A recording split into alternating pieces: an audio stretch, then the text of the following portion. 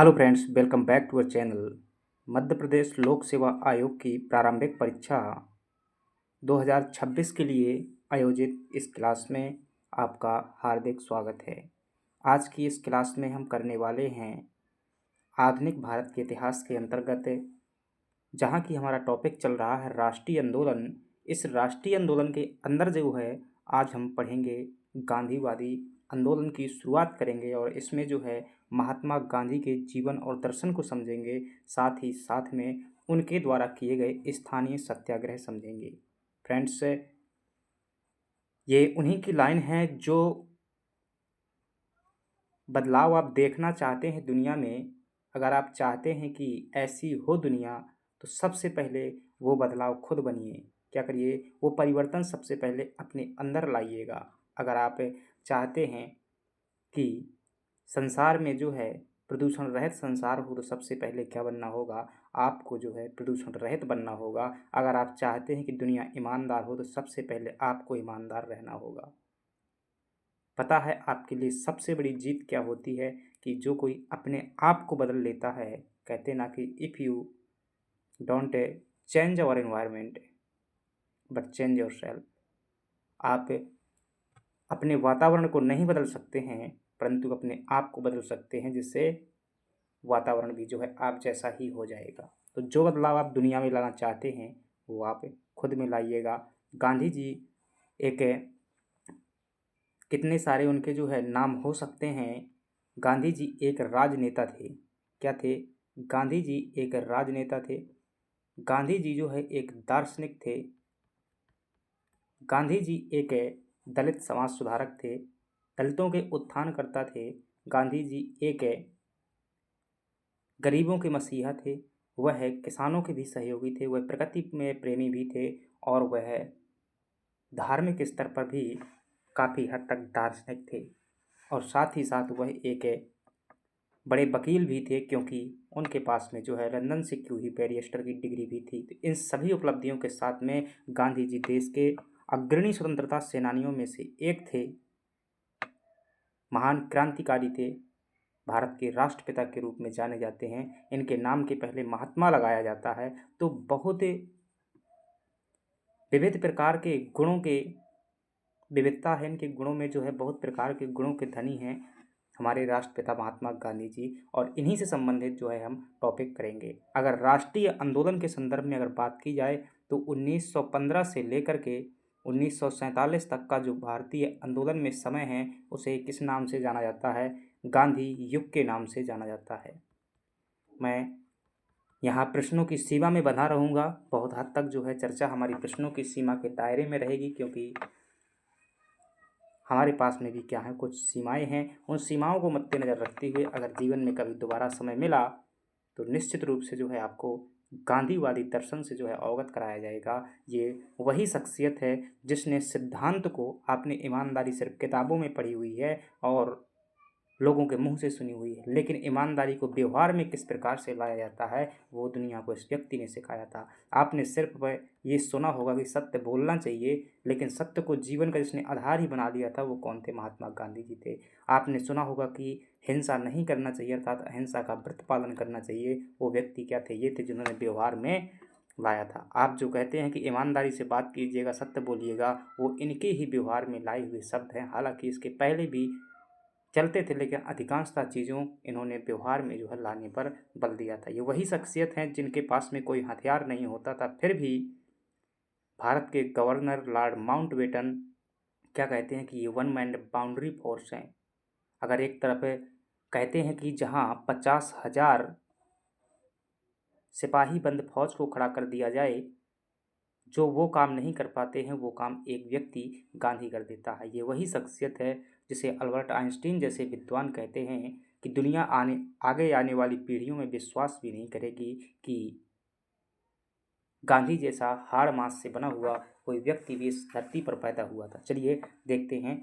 हमारा जो है ये MPPSC प्रीलिम्स को ध्यान में रखते हुए है, और इसमें जो है हम 43 प्रश्न जो क्या करेंगे, सॉल्व करेंगे। आज थोड़ा सा फ्रेंड्स परिवर्तन है कि आज जो है आपको बढ़िया से सॉल्यूशन का पीडीएफ भी जो है मिल जाएगा, और डायग्राम के साथ में जो भी चीज़ें यहाँ पर हुई हैं, मैं सोचता था कि मतलब सॉल्यूशन तो बनाता ही था, लेकिन मतलब हार्ड कॉपी में बनाता था तो मुझे लगता था कि मतलब आपको भी जो है सॉल्यूशन मिलना चाहिए, ताकि एक क्लास का फ़ायदा और भी ज़्यादा हो सके। तो बहुत सारी चीज़ें हैं, तो इसमें जो है क्वेश्चन भी होंगे, और क्वेश्चन के साथ में जो भी ये कंटेंट है, सॉल्यूशन है, ये आपको सब कुछ जो है क्या है मिल जाएगा, पीडीएफ के रूप में मिल जाएगा। ठीक है, कैसे मिलेगा? आपको जो है पूरी स्ट्रेटजी फॉलो करना है फ्रेंड्स। हमारी स्ट्रेटजी क्या रहती है कि हम सबसे पहले क्या करते हैं, क्लास करते हैं, और क्लास में जो है हर चीज़ों को क्या करते हैं, समझते हैं।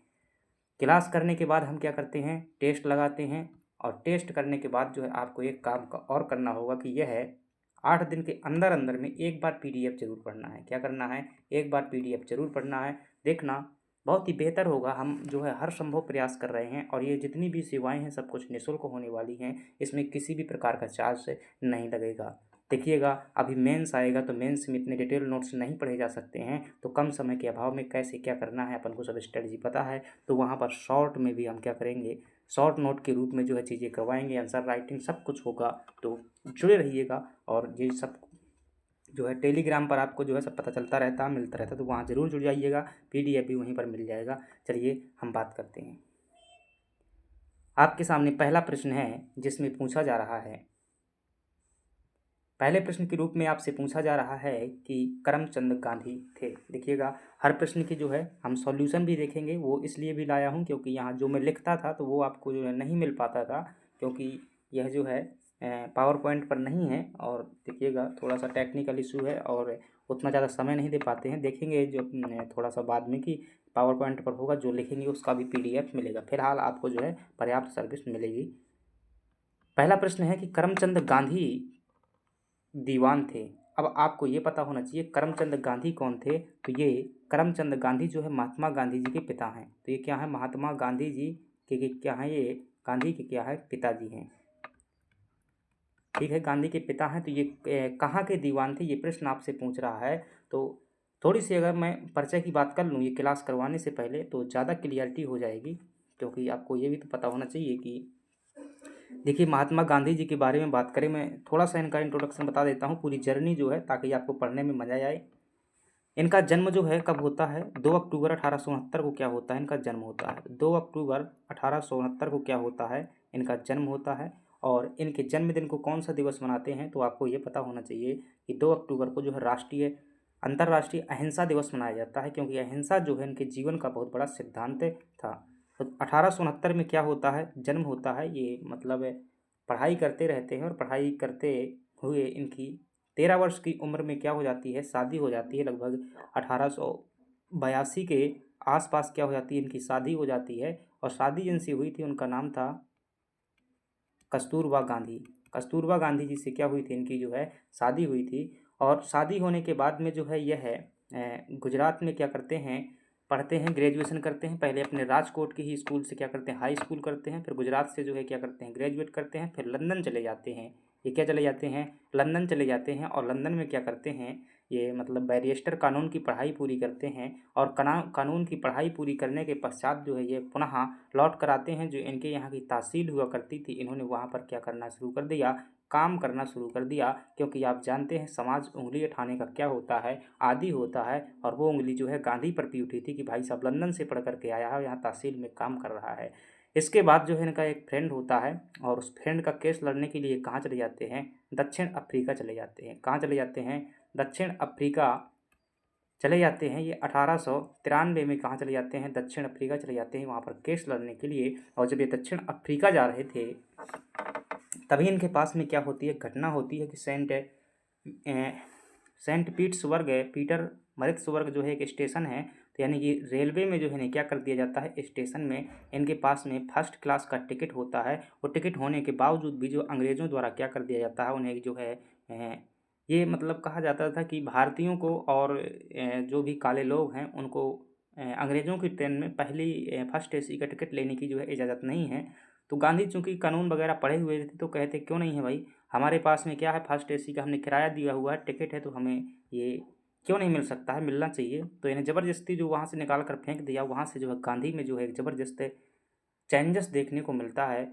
जो वहाँ पर उनका एक स्टेटमेंट भी है कि मतलब मैं शुद्ध हिंदी में बताता हूँ कि उन्होंने कहा हुआ था, इंग्लिश में था ये, कि गांधी को जब धक्का देकर यहाँ से फेंका गया बाहर, मतलब कर दिया गया, क्या नाम था उसका स्टेशन का, जोहान्सबर्ग स्टेशन में उतार दिया गया था, तो वहाँ पर ये कहते हैं कि तुमने मुझे जो है ट्रेन से क्या कर दिया है, बाहर कर दिया है, you come back my country, मैं आपको जो है भारत से बाहर करूँगा एक दिन, देखना। तो यहीं से जो है इसमें जो है गांधी जी में बहुत व्यापक परिवर्तन होता है। और ये जानते हैं कि जीवन में बहुत हद तक किताबी बातें जो है काफ़ी नहीं होती हैं, हमें बहुत कुछ जो है जीवन से भी सीखना होता है। इसके बाद आगे चल कर के ये दक्षिण अफ्रीका पहुंचते हैं, और दक्षिण अफ्रीका में क्या करते हैं, ये केस लड़ते हैं, किसका, अब्दुल्ला का जो है नाम के व्यापारी का केस लड़ते हैं।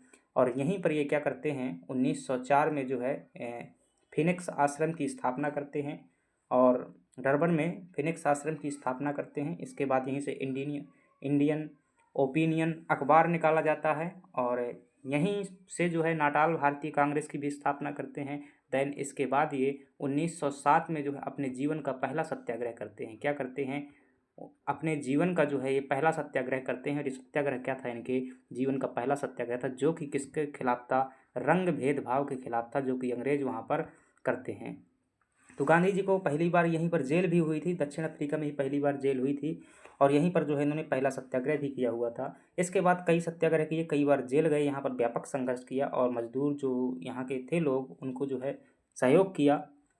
और दैन इसके बाद यह जो है लंबे समय तक वहाँ संघर्ष करते हैं, लगभग यह अब 1893 से लगा करके 1915 तक, तो लंबे समय तक यह जो है यहाँ पर रहते हैं। अभी हम देखेंगे, ये क्वेश्चन आएगा तो देखिएगा, ये 1915 में जो है 1915 में 9 जनवरी 1915 को भारत लौट करके आते हैं। और जब ये 9 जनवरी के दिन जो भारत लौट करके आते हैं, तो उसे भारत में प्रवासी दिवस के रूप में मनाया जाता है। इसके बाद जो है गांधी जी जब ये भारत लौट करके आते हैं फ्रेंड्स, तो भारत में जो है बहुत सारे इन्होंने क्या किए, आंदोलन किए। चूँकि ये सत्याग्रह इन्होंने दिया हुआ था, इनका सिद्धांत था, सत्याग्रह का मतलब होता सत्य के प्रति आग्रह करना और सत्य के प्रति कभी ना हारना, यही क्या था, सत्याग्रह था इनका। और इन्होंने जो भारत में सत्याग्रह किए हुए हैं, मैं मिटा करके जो है बात करता हूँ थोड़ा सा, जो अब इनके जो है भारत में जो सत्याग्रह हैं, यह भी जो है परीक्षा में कई दृष्टिकोण से पूछे जाते हैं। तो भारत में यह सत्याग्रह करते हैं, इन्हें 2 कैटेगरी में बांटा जाता है। कितनी कैटेगरी में, 2 कैटेगरी में बांटा जाता है। एक है इनके स्थानीय सत्याग्रह, क्या है, एक जो है इनके स्थानीय सत्याग्रह हैं, और एक जो इनके क्या हैं, अखिल भारतीय स्तर के सत्याग्रह, मतलब पूरे भारत स्तर पर, और एक जो है स्थानीय स्तर पर। 2 प्रकार के इन्होंने सत्याग्रह किए हैं। अगर हम बात करें कि स्थानीय स्तर के कौन थे, तो एक इन्होंने भारत में जो सबसे पहला सत्याग्रह किया था वो स्थानीय स्तर का था, चंपारण सत्याग्रह। इसके बाद में जो है इन्होंने अहमदाबाद मिल सत्याग्रह किया हुआ था, मिल मजदूरों का सहयोग किया था, अहमदाबाद में जो है सत्याग्रह किया। इसके बाद इन्होंने जो है खेड़ा सत्याग्रह किया, खेड़ा के किसानों का सहयोग किया। और दैन अगर बात करें तो इन्होंने रॉलेट सत्याग्रह भी किया हुआ था, रॉलेट सत्याग्रह, रॉलेट कानून के खिलाफ। इसके बाद ये क्या करते हैं, खिलाफत आंदोलन करते हैं, क्या करते हैं, खिलाफत आंदोलन करते हैं। और खिलाफत आंदोलन के बाद अगर हम बात करेंगे तो इनका पहला अखिल भारतीय सत्याग्रह होता है, जिसे क्या कहते हैं, असहयोग आंदोलन कहते हैं। क्या कहते हैं, असहयोग आंदोलन। फिर जो है इनका नमक सत्याग्रह होता है, नमक सत्याग्रह होता है। फिर जो है इनका जो है व्यक्तिगत सत्याग्रह होता है, क्या होता है, व्यक्तिगत सत्याग्रह होता है। फिर जो है अंतिम इनका आंदोलन है जिसका नाम है भारत छोड़ो आंदोलन। क्या नाम है, भारत छोड़ो आंदोलन। तो ये जो है गांधी की मैन क्या हैं। तो हम जो है ये वाला पोर्शन आज नहीं करेंगे, क्योंकि एक बहुत बड़े टॉपिक हैं, कि मानिएगा हम धीरे धीरे करेंगे। आज जो हम क्या करेंगे, गांधी जी की सामान्य जानकारी देखेंगे, और ये जो है इनके स्थानीय स्तर के सत्याग्रह देखेंगे। खासतौर से 3 सत्याग्रह जो है देखने वाले हैं। इसके अलावा भी उन्होंने जो है विभिन्न प्रकार की पत्रिकाओं का प्रकाशन किया, उनकी पत्रिका देखेंगे, उनकी जो है पुस्तकें देखेंगे, और उनके द्वारा स्थापित संगठन देखेंगे, उनके द्वारा स्थापित जो है आश्रम देखेंगे, और उनकी जो है नीतियाँ देखेंगे, ट्रस्टीशिप का सिद्धांत देखेंगे। तो बहुत सारी चीज़ें हैं, और इनकी उपाधियों के बारे में देखेंगे। तो ये, और अंततः जो है इनकी 30 जनवरी 1948 को एक व्यक्ति जिनका नाम है गोडसे, इनके द्वारा क्या कर दी जाती है, गोली मार करके हत्या कर दी जाती है। क्यों की गई थी, समय समय पर इसकी भी क्या करेंगे, चर्चा करेंगे। तो हर एक चीज़ का टाइम आएगा। बस इतना जो है इनका क्या है, जीवन है, तो इतना नहीं है, बहुत बड़ा है, अपन जो है सीमित स्तर पर चर्चा करेंगे। चलिए, आपके सामने जो है अपन 14 से 15 मिनट तक क्या है चर्चा कर चुके हैं। अगला जो है अपने पास में अब जो क्वेश्चन देखते हैं, तो हमारे पास में प्रश्न है, करमचंद गांधी थे, तो करमचंद गांधी जो है महात्मा गांधी जी के पिता थे और यह है गुजरात के अंतर्गत पोरबंदर, बीकानेर और राजकोट, इन तीनों क्षेत्रों के क्या थे, एक दीवान थे। दीवान जानते हैं, दीवान एक जो है मतलब राजस्व अधिकारी होता है, जैसे अभी वर्तमान में वित्त मंत्री होता है, वित्त सचिव होता है, वैसा ही मान लीजिएगा दीवान। और इनकी जो माता थी, ध्यान रखिएगा, महात्मा गांधी जी की जो माता जी थी, पिताजी को तो ज़्यादा टाइम नहीं मिला, लेकिन इनकी माता जो थी तो मतलब धार्मिक प्रवृत्ति की थी और ये वैश्य समुदाय से आते थे महात्मा गांधी जी, ध्यान रखिएगा। तो ये माता जो थी इनकी, ये धार्मिक प्रवृत्ति की थी और ये लगातार रामायण गीता का क्या करती रहती थी, अध्ययन करती थी। तो यहाँ से गांधी जी से अगर ये प्रश्न पूछे कि गांधी जी में किस किस का प्रभाव पड़ा हुआ है, मतलब कि जैसे सत्य अहिंसा का प्रभाव देखेंगे तो जैन धर्म का हो जाएगा, तो गीता दर्शन का भी प्रभाव गांधी जी के ऊपर देखा जाता है, क्योंकि यह जो है इनकी गीता बहुत अच्छे से सुना करते थे। कौन? महात्मा गांधी जी। अब देख लेते हैं करमचंद गांधी जी के बारे में। एक व्याख्या देखिएगा, आपको जो है व्याख्या ध्यानपूर्वक देखनी है और हो सके तो क्वालिटी बढ़ा लीजिएगा। मैं ये गारंटी लेता हूँ, कंटेंट जो है one of the most important valuable content है। आपको ऐसा ही कंटेंट अच्छी अच्छी अकेडमियों में और अच्छे फीस देने के बाद में मिलेगा या फिर नहीं मिलेगा, ऐसा याद रखिएगा। और जो है मैं समझा रहा हूँ, ये जो है 100% वैल्यूएबल कंटेंट है, इसको वैल्यू दीजिएगा, इसका उपयोग कीजिएगा, निश्चित रूप से आपका जीवन में भला हो जाएगा। भला होने का मतलब क्या है? परीक्षा में सिलेक्शन हो जाएगा। देखिएगा, तो इसका जो है सभी के क्या हो जाएंगे, डी ऑप्शन हो जाएगा। महात्मा गांधी के पिता जो थे उनका नाम क्या था? करमचंद गांधी था। उपनाम ध्यान रखिए, कबा गांधी भी जो है कह दिया जाता है। तो कबा गांधी किन्हें कहा जाता है? करमचंद गांधी को ही कबा गांधी कहा जाता है। और गुजरात के जो 3 अलग अलग रियासत थे उनके क्या थे? ये दीवान थे। और वो दीवान कहाँ के थे? आप देख सकते हैं यहाँ पर पोरबंदर के दीवान थे, राजकोट के और बीकानेर के, तीनों क्षेत्रों के दीवान थे। अगर कुछ और फैक्ट फाइल देखेंगे इसमें, तो गांधी जी का जो जन्म हुआ था 2 अक्टूबर 1869 को, कहाँ पर हुआ था? पोरबंदर में। और 2 अक्टूबर को कौन सा दिवस मनाते हैं? तो आप ध्यान रखना कि इनके जन्मदिन पर जो है अहिंसा दिवस मनाया जाता है, इस बात को भी ध्यान रखेंगे। पुतलीबाई जो है गांधी जी की माता थी, जिनका जो है गीता दर्शन में काफ़ी अच्छी समझ थी और उनके पिता जो है राजकोट रियासत में दीवान रहे थे, जहां गांधी जी का बचपन जीता हुआ था। चलिए आगे बढ़ जाते हैं और अगले प्रश्न की चर्चा करते हैं। पीडीएफ प्राप्त करने के लिए जो है आप टेलीग्राम से जुड़ जाइएगा और अभी मत लिखिएगा, जो है ध्यान पूर्वक चीज़ों को पढ़िएगा। दूसरा प्रश्न है हमारे पास में कि निम्न में से किस कॉलेज में गांधी जी ने जो है क्या किया हुआ था? पढ़ाई की हुई थी। तो आपको ध्यान रखना है कि जो शामल दास कॉलेज है, यहाँ पर क्या किया हुआ था? इन्होंने अपना ग्रेजुएशन किया हुआ था। और ये शामल दास कॉलेज कहाँ पर पड़ता है? भावनगर में पड़ता है। और भावनगर कहाँ पर पड़ता है? ये गुजरात में पड़ता है, ध्यान रखिएगा। भावनगर गुजरात में जो है पेट्रोलियम के लिए भी जाना जाता है। अगर और यहाँ पर हम बात करेंगे तो चलो देखते हैं, सॉल्यूशन में देख लेते हैं कि जो गांधी जी शामल दास कॉलेज से इन्होंने क्या किया हुआ था, भावनगर से इन्होंने अपना ग्रेजुएशन किया हुआ था। अपनी प्रारंभिक शिक्षा जो है राजकोट से इन्होंने पूरी की थी। ध्यान रखिएगा, अगर आपसे पूछे ये 10वीं तक की जो इनकी शिक्षा हुई थी वो कहाँ से हुई थी? राजकोट से ही हुई थी। और जो ग्रेजुएशन की शिक्षा हुई थी वो शामल दास कॉलेज भावनगर से हुई थी।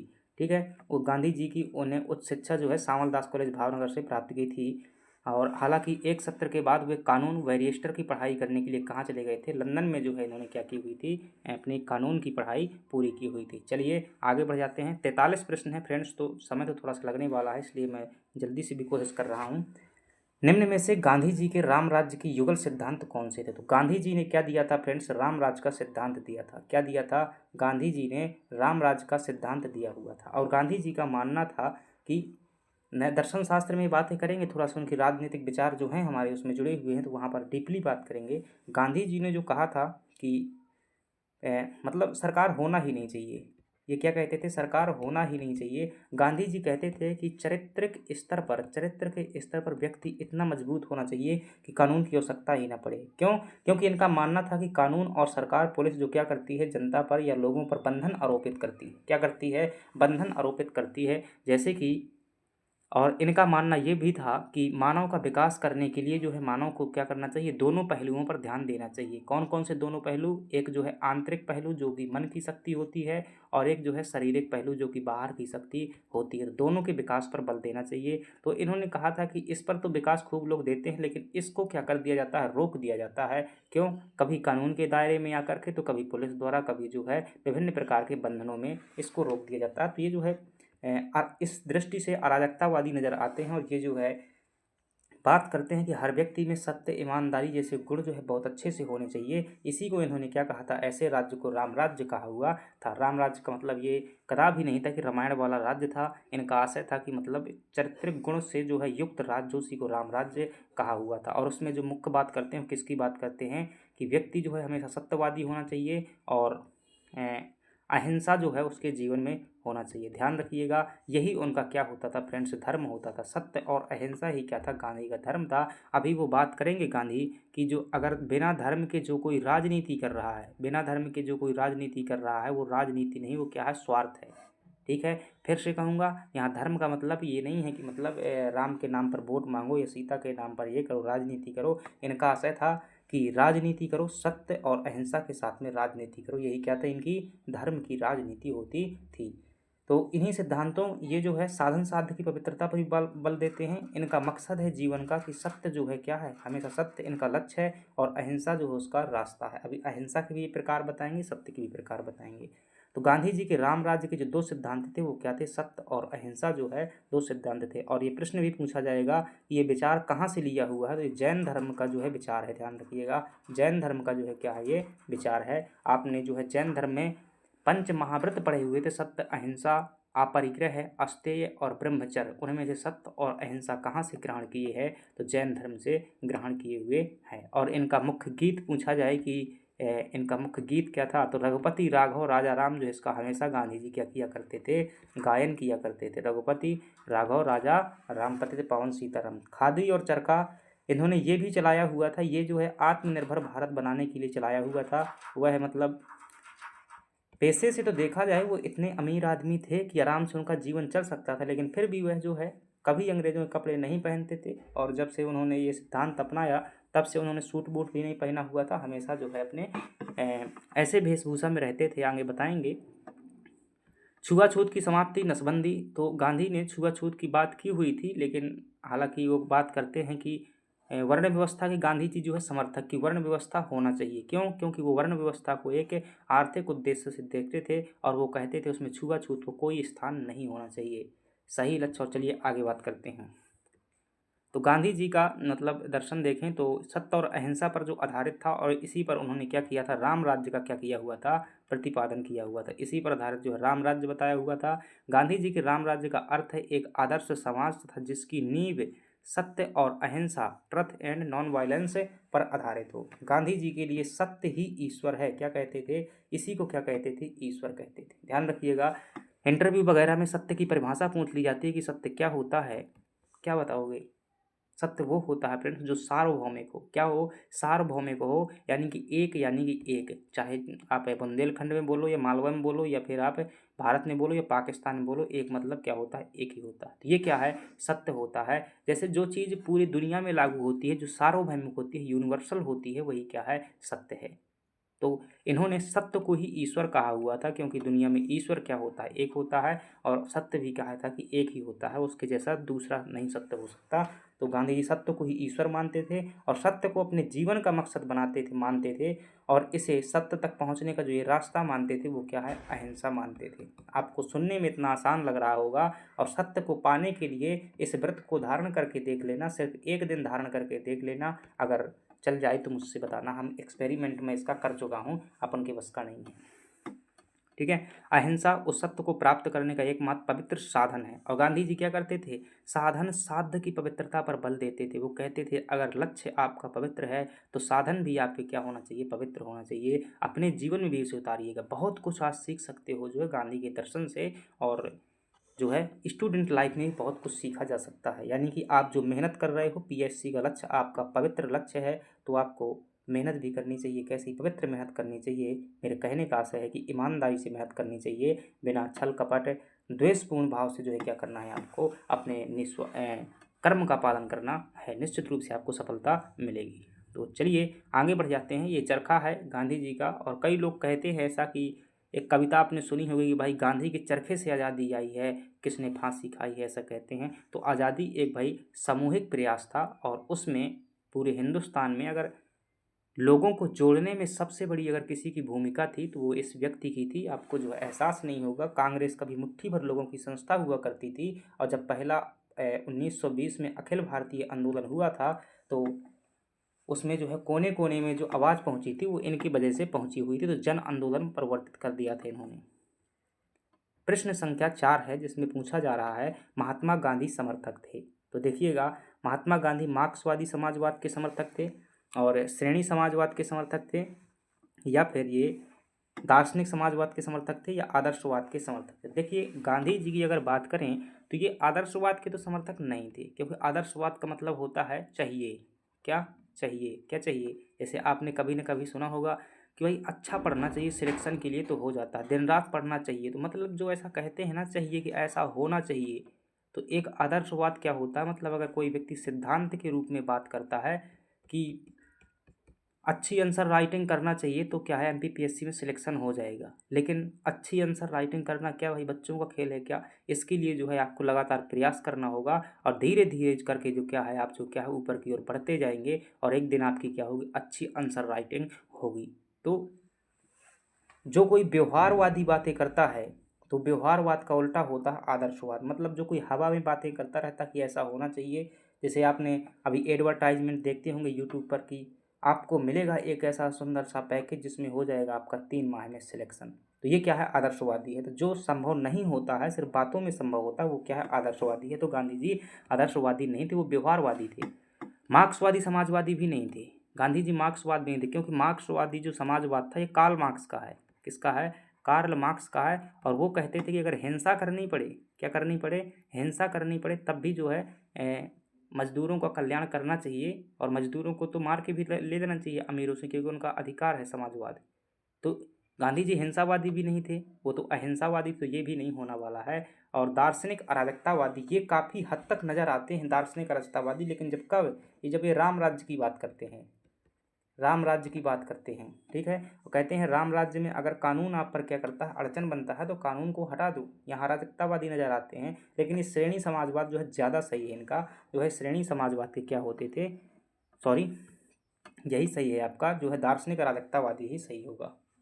ठीक है, तो ये वहाँ बात करते हैं कि जैसे राम राज्य की जब ये बात करते हैं तो राम राज्य में अपने बताते हैं कि जैसे मतलब चरित्र के आधार पर अगर आप पवित्र हो तो फिर चाहे कानून हो या वो, उसको हटा दो, ऐसी बात करते हैं, यानी कि विरोध करने की बातें करने लगते हैं। देखिएगा, तो इसका सही जवाब क्या हो जाएगा, दार्शनिक दृष्टि से इनकी देखेंगे तो गांधी जी जो है दार्शनिक अराजकतावादी यानी कि फिलोसफिकल अनार्किस्ट थे माना जाता है, क्योंकि वो राज्य की शक्ति के विरोधी थे और ग्राम स्वराज में जो है विश्वास रखते थे। भारतीय संविधान का अनुच्छेद 40 जो है इससे प्रभावित है, तभी तो पंचायतों की व्यवस्था कहीं ना कहीं जो इनका ही प्रभाव है। गांधी जी बहुत बड़े ग्राम स्वराज्य, स्वराज मतलब सेल्फ डिपेंड होना, गांव आत्मनिर्भर बने, आत्मनिर्भर गांव बने, इसके लिए तो शिक्षा की अपनी बात करते हैं। कौन शिक्षा की? वर्धा योजना देते हैं 1937 में और कहते हैं 8वीं के बाद ही सीधे इन्हें व्यवहारिक ज्ञान दो बच्चों को, 8वीं क्लास से ही व्यवहारिक ज्ञान दो। जो आप सीखते हैं ना कि 5 मीटर का कपड़ा लेकर के घना बनाए चाहिए, घन बनाया जाना चाहिए, तो वो कहते हैं सीधे उन्हें कैंची दो और काट करके सीखें। ठीक है, तो इतने वो क्या थे, आत्मनिर्भर थे और वो बहुत हद तक बात करते थे, छोटे छोटे उद्योगों की बात करते थे। बड़े उद्योगों के गांधी जी बहुत बड़े विरोधी थे, कि जो अमेरिका ब्रिटेन की स्थिति जानते थे कि ये बड़े उद्योगों में क्या होता है, मुट्ठी भर लोगों के पास में पैसा आता है, और ये कहते थे कि जो हमारे यहाँ पर छोटे छोटे उद्योग चलते हैं, जैसे कि मतलब लोहा का उद्योग हो गया, लोहार के द्वारा कुम्भकार उद्योग हो गया, बढ़ई उद्योग हो गया, फिर लकड़ी का उद्योग हो गया, जैसे जिन भी छोटे छोटे उद्योग होते हैं उनके गांधी जी बहुत बड़े समर्थक थे, और इन्हीं को क्या कहा जाता है, कुटीर उद्योग कहा जाता है। तो इनके ये क्या थे, समर्थक थे। वे मानते थे कि एक आदर्श समाजवाद में किसी बाहरी शक्ति, पुलिस या सेना की आवश्यकता नहीं होना चाहिए। इस दृष्टि से वो क्या है, दार्शनिक अराजकतावादी हैं। गांधी जी राज्य विहीन समाज के समर्थन थे। ध्यान रखना, गांधी जी नहीं चाहते थे कि राज्य होना चाहिए, वो तो कहते थे गांव गांव बस होना चाहिए। और गांव कैसे होना चाहिए, आत्मनिर्भर होना चाहिए बस। और गांवों को व्यवस्था करने के लिए हो सकता है कोई राज्य, लेकिन व्यक्ति की व्यवस्था करने के लिए राज्य नहीं होना चाहिए। विकेंद्रीकरण सत्ता, ध्यान रखिएगा, जब भी वो क्या करें, गांवों को शक्ति प्रदान करने की जब बात की जाती है तो क्या होता है, विकेंद्रीकरण होता है। और जब शक्ति एक बिंदु पर रखी जाती है तो उसे क्या कहते हैं, केंद्रीकरण कहते हैं। तो गांधी जी केंद्रीकरण के खिलाफ थे और विकेंद्रीकरण के समर्थक थे। ग्राम गणराज्य या स्वराज्य के जो है बहुत बड़े वो समर्थक थे। चलिए, और मज़ा आ जाए ना तो भाई जो है अपना पॉजिटिव जो है एक प्रकार का क्या कह सकते हैं, फीडबैक जरूर दीजिएगा। फीडबैक क्या होता है ना, ये कि हमारे लिए आगे बढ़ने का क्या होता है, एक साधन होता है कि भाई चीज़ें सही दिशा में हैं, हम सही प्रयास कर रहे हैं, हमारा प्रयास जो है सही दिशा में जा रहा है। ठीक है, ये फ़र्क नहीं पड़ता कि भाई आप 2 लोग जो है रेगुलर जुड़े हुए हो या 4 लोग जुड़े हुए हो, क्योंकि इस चीज़ से मुझे मतलब नहीं है। क्योंकि बाकी अगर 2 लोगों को चीज़ें समझ में आ रही हैं तो वो जो है 50 लोगों को भी आएँगी, भले भी जो वो चीज़ें पहुँच नहीं रही हैं अभी, वो बात अलग है। तो आप लोग क्या कीजिएगा, फीडबैक ज़रूर देते रहिएगा, और जो भी दिक्कत हो भाई हर आपको मतलब छोटी से छोटी बात को भी आपको क्या खुली छूट है, जो भी आप पूछना चाहते हैं पूछ सकते हैं। गांधी जी की सत्याग्रह रणनीति में निम्नलिखित में से किसे सबसे अंतिम स्थान प्राप्त है। जब गांधी जी सत्याग्रह करते हैं ना, जब गांधी जी किसे अंतिम स्थान प्राप्त है, ये पूछ रहा है, तो पहली बात अगर आपसे ये पूछे कि सत्याग्रह जो है सबसे पहले शब्द किसके द्वारा दिया गया था, गांधी जी द्वारा दिया गया था। सत्याग्रह शब्द किसके द्वारा दिया गया था, गांधी जी द्वारा। और इनका पहला सत्याग्रह कब हुआ था, दक्षिण अफ्रीका में इनका पहला सत्याग्रह हुआ था। और भारत में जो इनका पहला सत्याग्रह था वो क्या था, 1917 में जो है इनका पहला सत्याग्रह था। अभी देखेंगे प्रश्न। सत्याग्रह का मतलब क्या होता है, संधि विच्छेद कीजिएगा इसका, सत्य प्लस आग्रह। क्या करना, सत्य प्लस आग्रह। तो सत्य का मतलब है जो चीज़ सत्य है उसके प्रति क्या करना, आग्रह करना। और इसमें गांधी जी आग्रह करने का इनका तरीका क्या होता था कि ये कहते थे, मतलब कह देते थे बातों से, ऐसा नहीं कि हम मार मार करके आग्रह करेंगे। इनका ये क्या होता था, सबसे पहले जो गलत है उसका क्या करेंगे, बहिष्कार करेंगे। और बहिष्कार करने पर भी अगर कोई व्यक्ति नहीं मान रहा तो फिर क्या करेंगे, धरना धरेंगे, मतलब अपना धरना देंगे।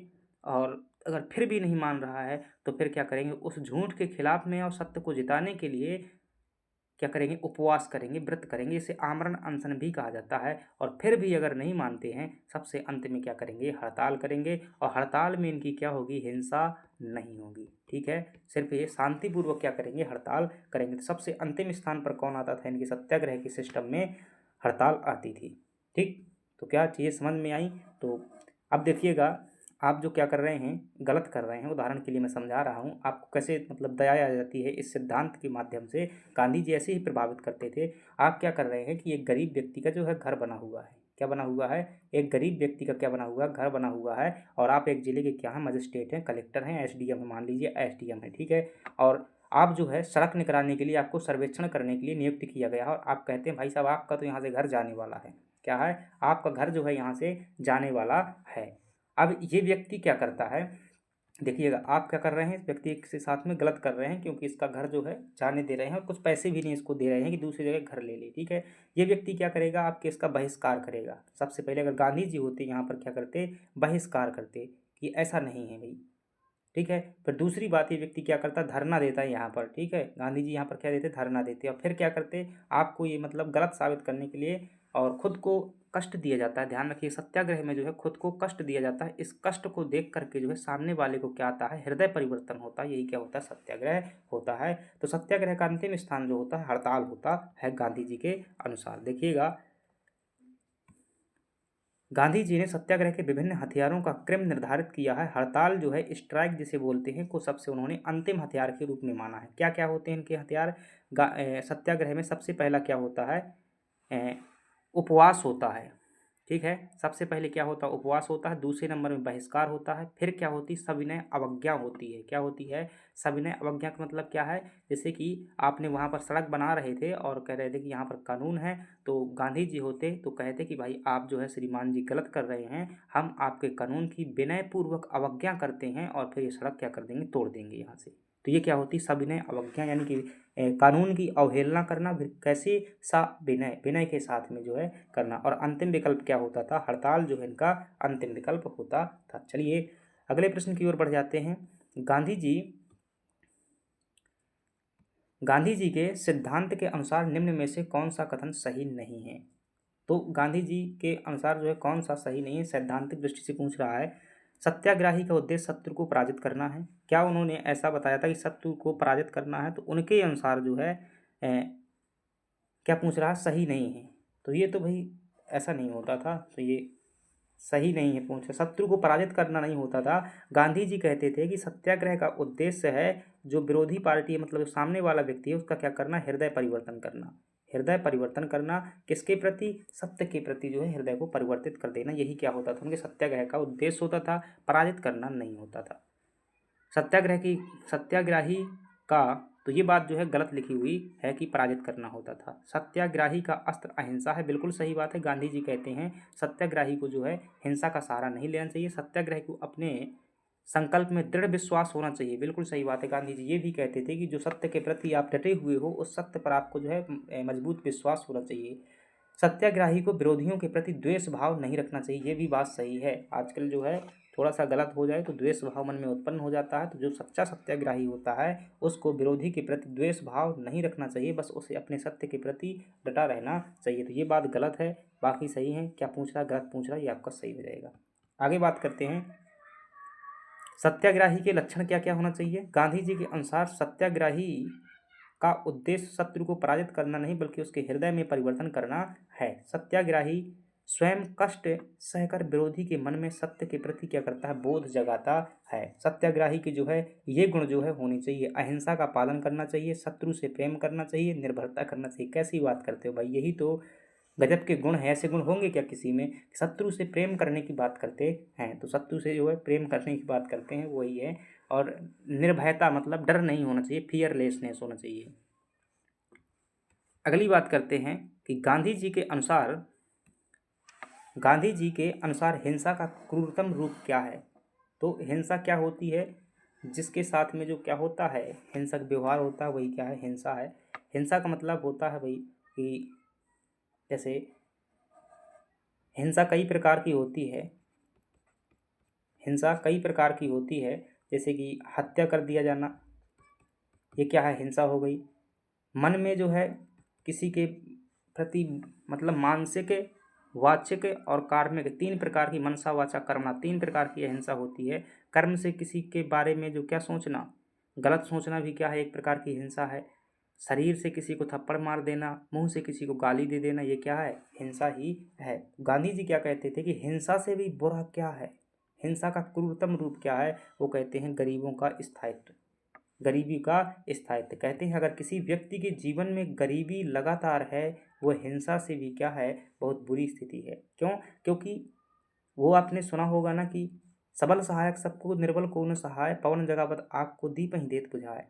तो भाई प्रकृति भी क्या करती है ना, कमज़ोर के साथ में कभी कभी आपको लगता होगा, आप जीवन में सफ़र किए होंगे और बचपन में निश्चित रूप से अगर घर गांव के हैं तो आप साइकिल ही जो चलाई होगी।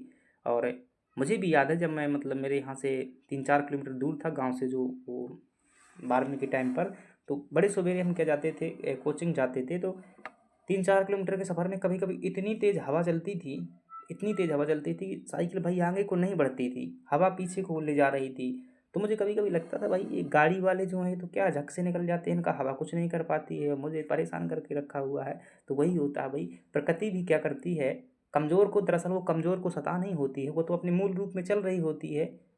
लेकिन जो साधन जिसका कमज़ोर होता है फिर उसका क्या होता है, बिगड़ता है। तो गरीबी का जो क्या है, लगातार गरीबी होना हिंसा से भी भयंकर मानी है किसने, गांधी जी ने। हिंसा का सूक्ष्म दर्शन, गांधी जी ने गरीबों की स्थायित्व यानी कि परमानेंस ऑफ पावर्टी, लगातार गरीबी को हिंसा का सबसे क्रूर रूप माना है। वे मानते थे कि भूख और अभाव मनुष्य की गरिमा को नष्ट कर देते हैं। जिस दिन मनुष्य की गरिमा नष्ट हो जाती है ना तो व्यक्ति भूल जाता है, फिर वह कुछ भी करने को तैयार हो जाता है, वह सत्य और सब कुछ छोड़ देता है। फिर जिस दिन गरिमा टूट गई ना व्यक्ति की, जो किसी भी शारीरिक हिंसा से अधिक भयानक होती है। चलिए आगे बढ़ते हैं। गांधी जी ने परिवार नियोजन हेतु क्या तरीका बताया था। तो गांधी जी ने मतलब कि एक लिमिटेड क्या रहे, जनसंख्या रहे, इसके लिए जो है परिवार नियोजन किया जाता है। जिनको नहीं पता ये शब्द, इसको इंग्लिश में बोलते हैं फैमिली प्लानिंग बोलते हैं। और इसमें जो है एक निश्चित जनसंख्या में जो है संतानों की उत्पत्ति की जाती है, इसी को क्या कहते हैं, परिवार नियोजन कहते हैं। दरअसल जैसी आवश्यकता होती है उस अनुरूप, जैसे कि हमारे देश में क्या है, लिमिटेड संसाधन है, 100 लोग के लिए संसाधन है, तो हमें जो है लगभग जनसंख्या को बना करके रखना कि हमारी जनसंख्या 100 रहे। इसी को इस हिसाब से क्या करेंगे, बच्चों की संख्या में नियंत्रण करेंगे, इसी को क्या कहते हैं, फैमिली प्लानिंग कहते हैं। और गांधी जी ने क्या तरीका बताया था, उन्हें नसबंदी नहीं बताया था, लूप भी नहीं बताया था, निरोध भी नहीं बताया था, आत्मनियंत्रण बताया हुआ था। देखिएगा नसबंदी का मतलब क्या होता है, जो फीमेल्स में इसमें क्या किया जाता है कि ये नसबंदी भी दो प्रकार की होती है, पुरुष नसबंदी और महिला नसबंदी। इसमें जो भी नसें होती हैं उसको क्या कर दिया जाता है, काट दिया जाता है, जिससे कि जो भी ओवम होता है, अंडाणु होता है, उसका गर्भाशय तक न पहुंच पाए, अंडाशय तक न पहुंच पाए, ठीक है। इसी प्रकार से मेल में भी किया जाता है कि उसकी शुक्राशय नलिका को काट दिया जाता है जिससे शुक्राणु न वहाँ तक पहुंच पाए। और लूप भी जो है एक प्रकार की यांत्रिक विधि है। और निरोध क्या होता है, निरोध में जैसे विभिन्न प्रकार के उपकरण आते हैं, इनका प्रयोग किया जाता है, ठीक है। तो आप लोग समझ रहे होंगे इनको। आत्मनियंत्रण का मतलब होता है, तो आत्मनियंत्रण मतलब कि जो ब्रह्मचर्य के व्रत को पालन कर लो आप, ठीक है। गांधी जी क्या कहते थे, ब्रह्मचर्य व्रत को पालन कर लो, यानी कि खुद पर क्या कर लो, कंट्रोल कर लो। उसी को क्या कहा था गांधी जी ने, तरीका बताया हुआ था। उन्होंने जो है सेक्सुअल लाइफ को जो है सुख का साधन नहीं माना था। और सत्य बात है भाई, जीवन में अगर जो आप हिंदू धर्म के ग्रंथ थोड़ी बहुत भी पढ़े हुए हो ना, हमारी संस्कृति में इस सेक्स लाइफ को जो है इसे सुख का साधन नहीं माना गया है, इसे पार्ट ऑफ लाइफ माना गया है, इसे अनिवार्य माना गया है। लेकिन ये परम सत्य नहीं है कि भाई इसके लिए क्या करो, अपन जो है समय वेस्ट करो, खर्चा करो दुनिया को, इसको नहीं करना है। इसके लिए जो गृहस्थ आश्रम बेहतर बताया गया है, और गृहस्थ आश्रम में जो है इसके लिए व्यवस्था है। बाकी आप देखेंगे तो अगर आश्रम व्यवस्था ध्यान से पढ़ी हुई तो 0 से 25 उम्र तक को इसको क्या करते हैं, शून्य घोषित करते हैं। और 25 से 50 तक की जो उम्र है ये गृहस्थ आश्रम है, इसमें जो है वैवाहिक जीवन होता है। और इसके बाद जो है यहाँ यहाँ बस जो है सेक्सुअल लाइफ को महत्व दिया गया है, बाकी ना 50 से 75 तक को इससे दूर रहना है, और 75 से 50 तक को भी जो क्या रहना, दूर रहना है। बाकी यहाँ बस जो है, तो भारतीय संस्कृति में आत्म साधना और आत्म नियंत्रण को बहुत महत्व दिया गया है, और गांधी जी ने भी यही तरीका बताया हुआ था। देखिएगा इनका जो नैतिक दर्शन है, गांधी जी का नैतिक दर्शन है कि आत्मनियंत्रण बताते हैं किसके लिए, फैमिली प्लानिंग के लिए। गांधी जी कृत्रिम साधनों आर्टिफिशियल मेथड को सख्त विरोधी थे। ये भाई कहते ही थे भाई ऐसा नहीं, जैसे अब क्या करेंगे आप, नसबंदी कराएंगे, क्या कराएंगे, नसबंदी कराएंगे। थोड़ा समझने वाली चीज़ है।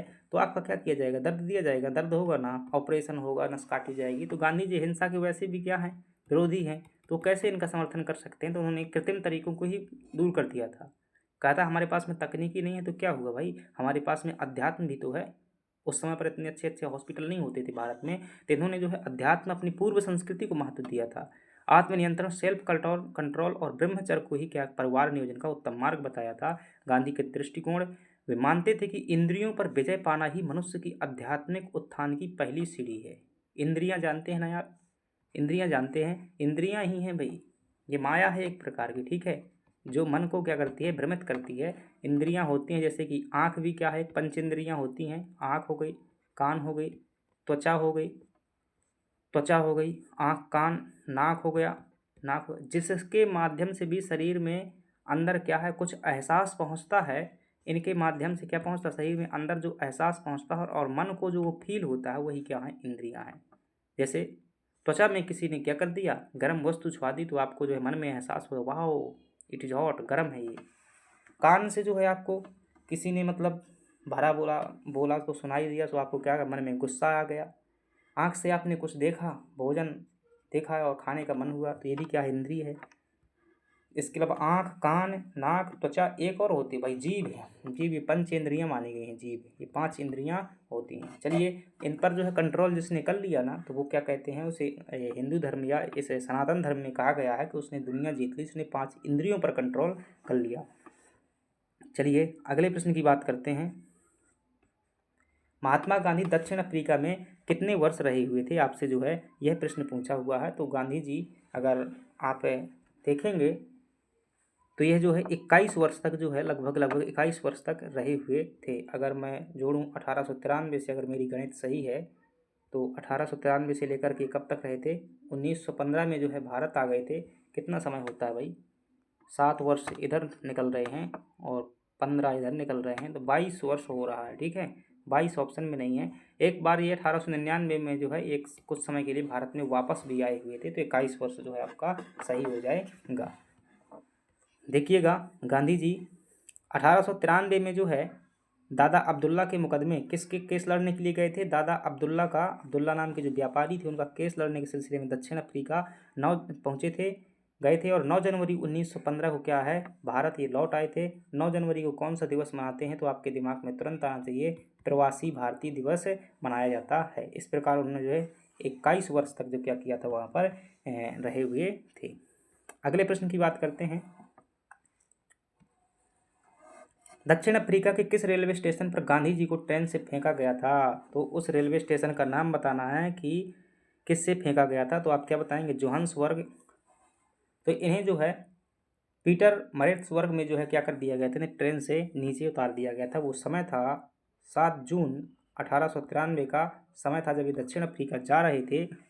उन्होंने जो है प्रथम श्रेणी का क्या लिया हुआ था, आपको पता है, टिकट लिया हुआ था। इसके बावजूद भी जो है गांधी जी को क्या है, वही हुआ था इनके साथ में भी कि नस्लीय भेदभाव हुआ था, यानी कि रंग भेदभाव के कारण जो है ट्रेन में नहीं बैठने दिया गया था। और यहाँ पर जो है पीटर मरित्सबर्ग में इन्हें क्या कर दिया गया, नीचे उतार दिया गया। यही वह क्षण था जिसने उन्हें भीतर से क्या कर दिया, मतलब एक प्रकार से परिवर्तन के लिए झकझोर करके रख दिया था। डरबन में इन्होंने क्या बनवाया हुआ था, आश्रम स्थापित करवाया हुआ था।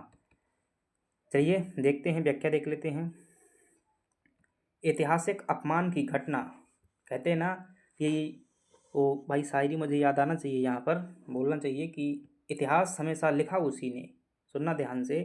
और जीवन में अपमान का अगर सामना करना पड़ा है तो समझिएगा कि इतिहास हमेशा लिखा उसी ने जिसने अपमानों का घूंट पिया।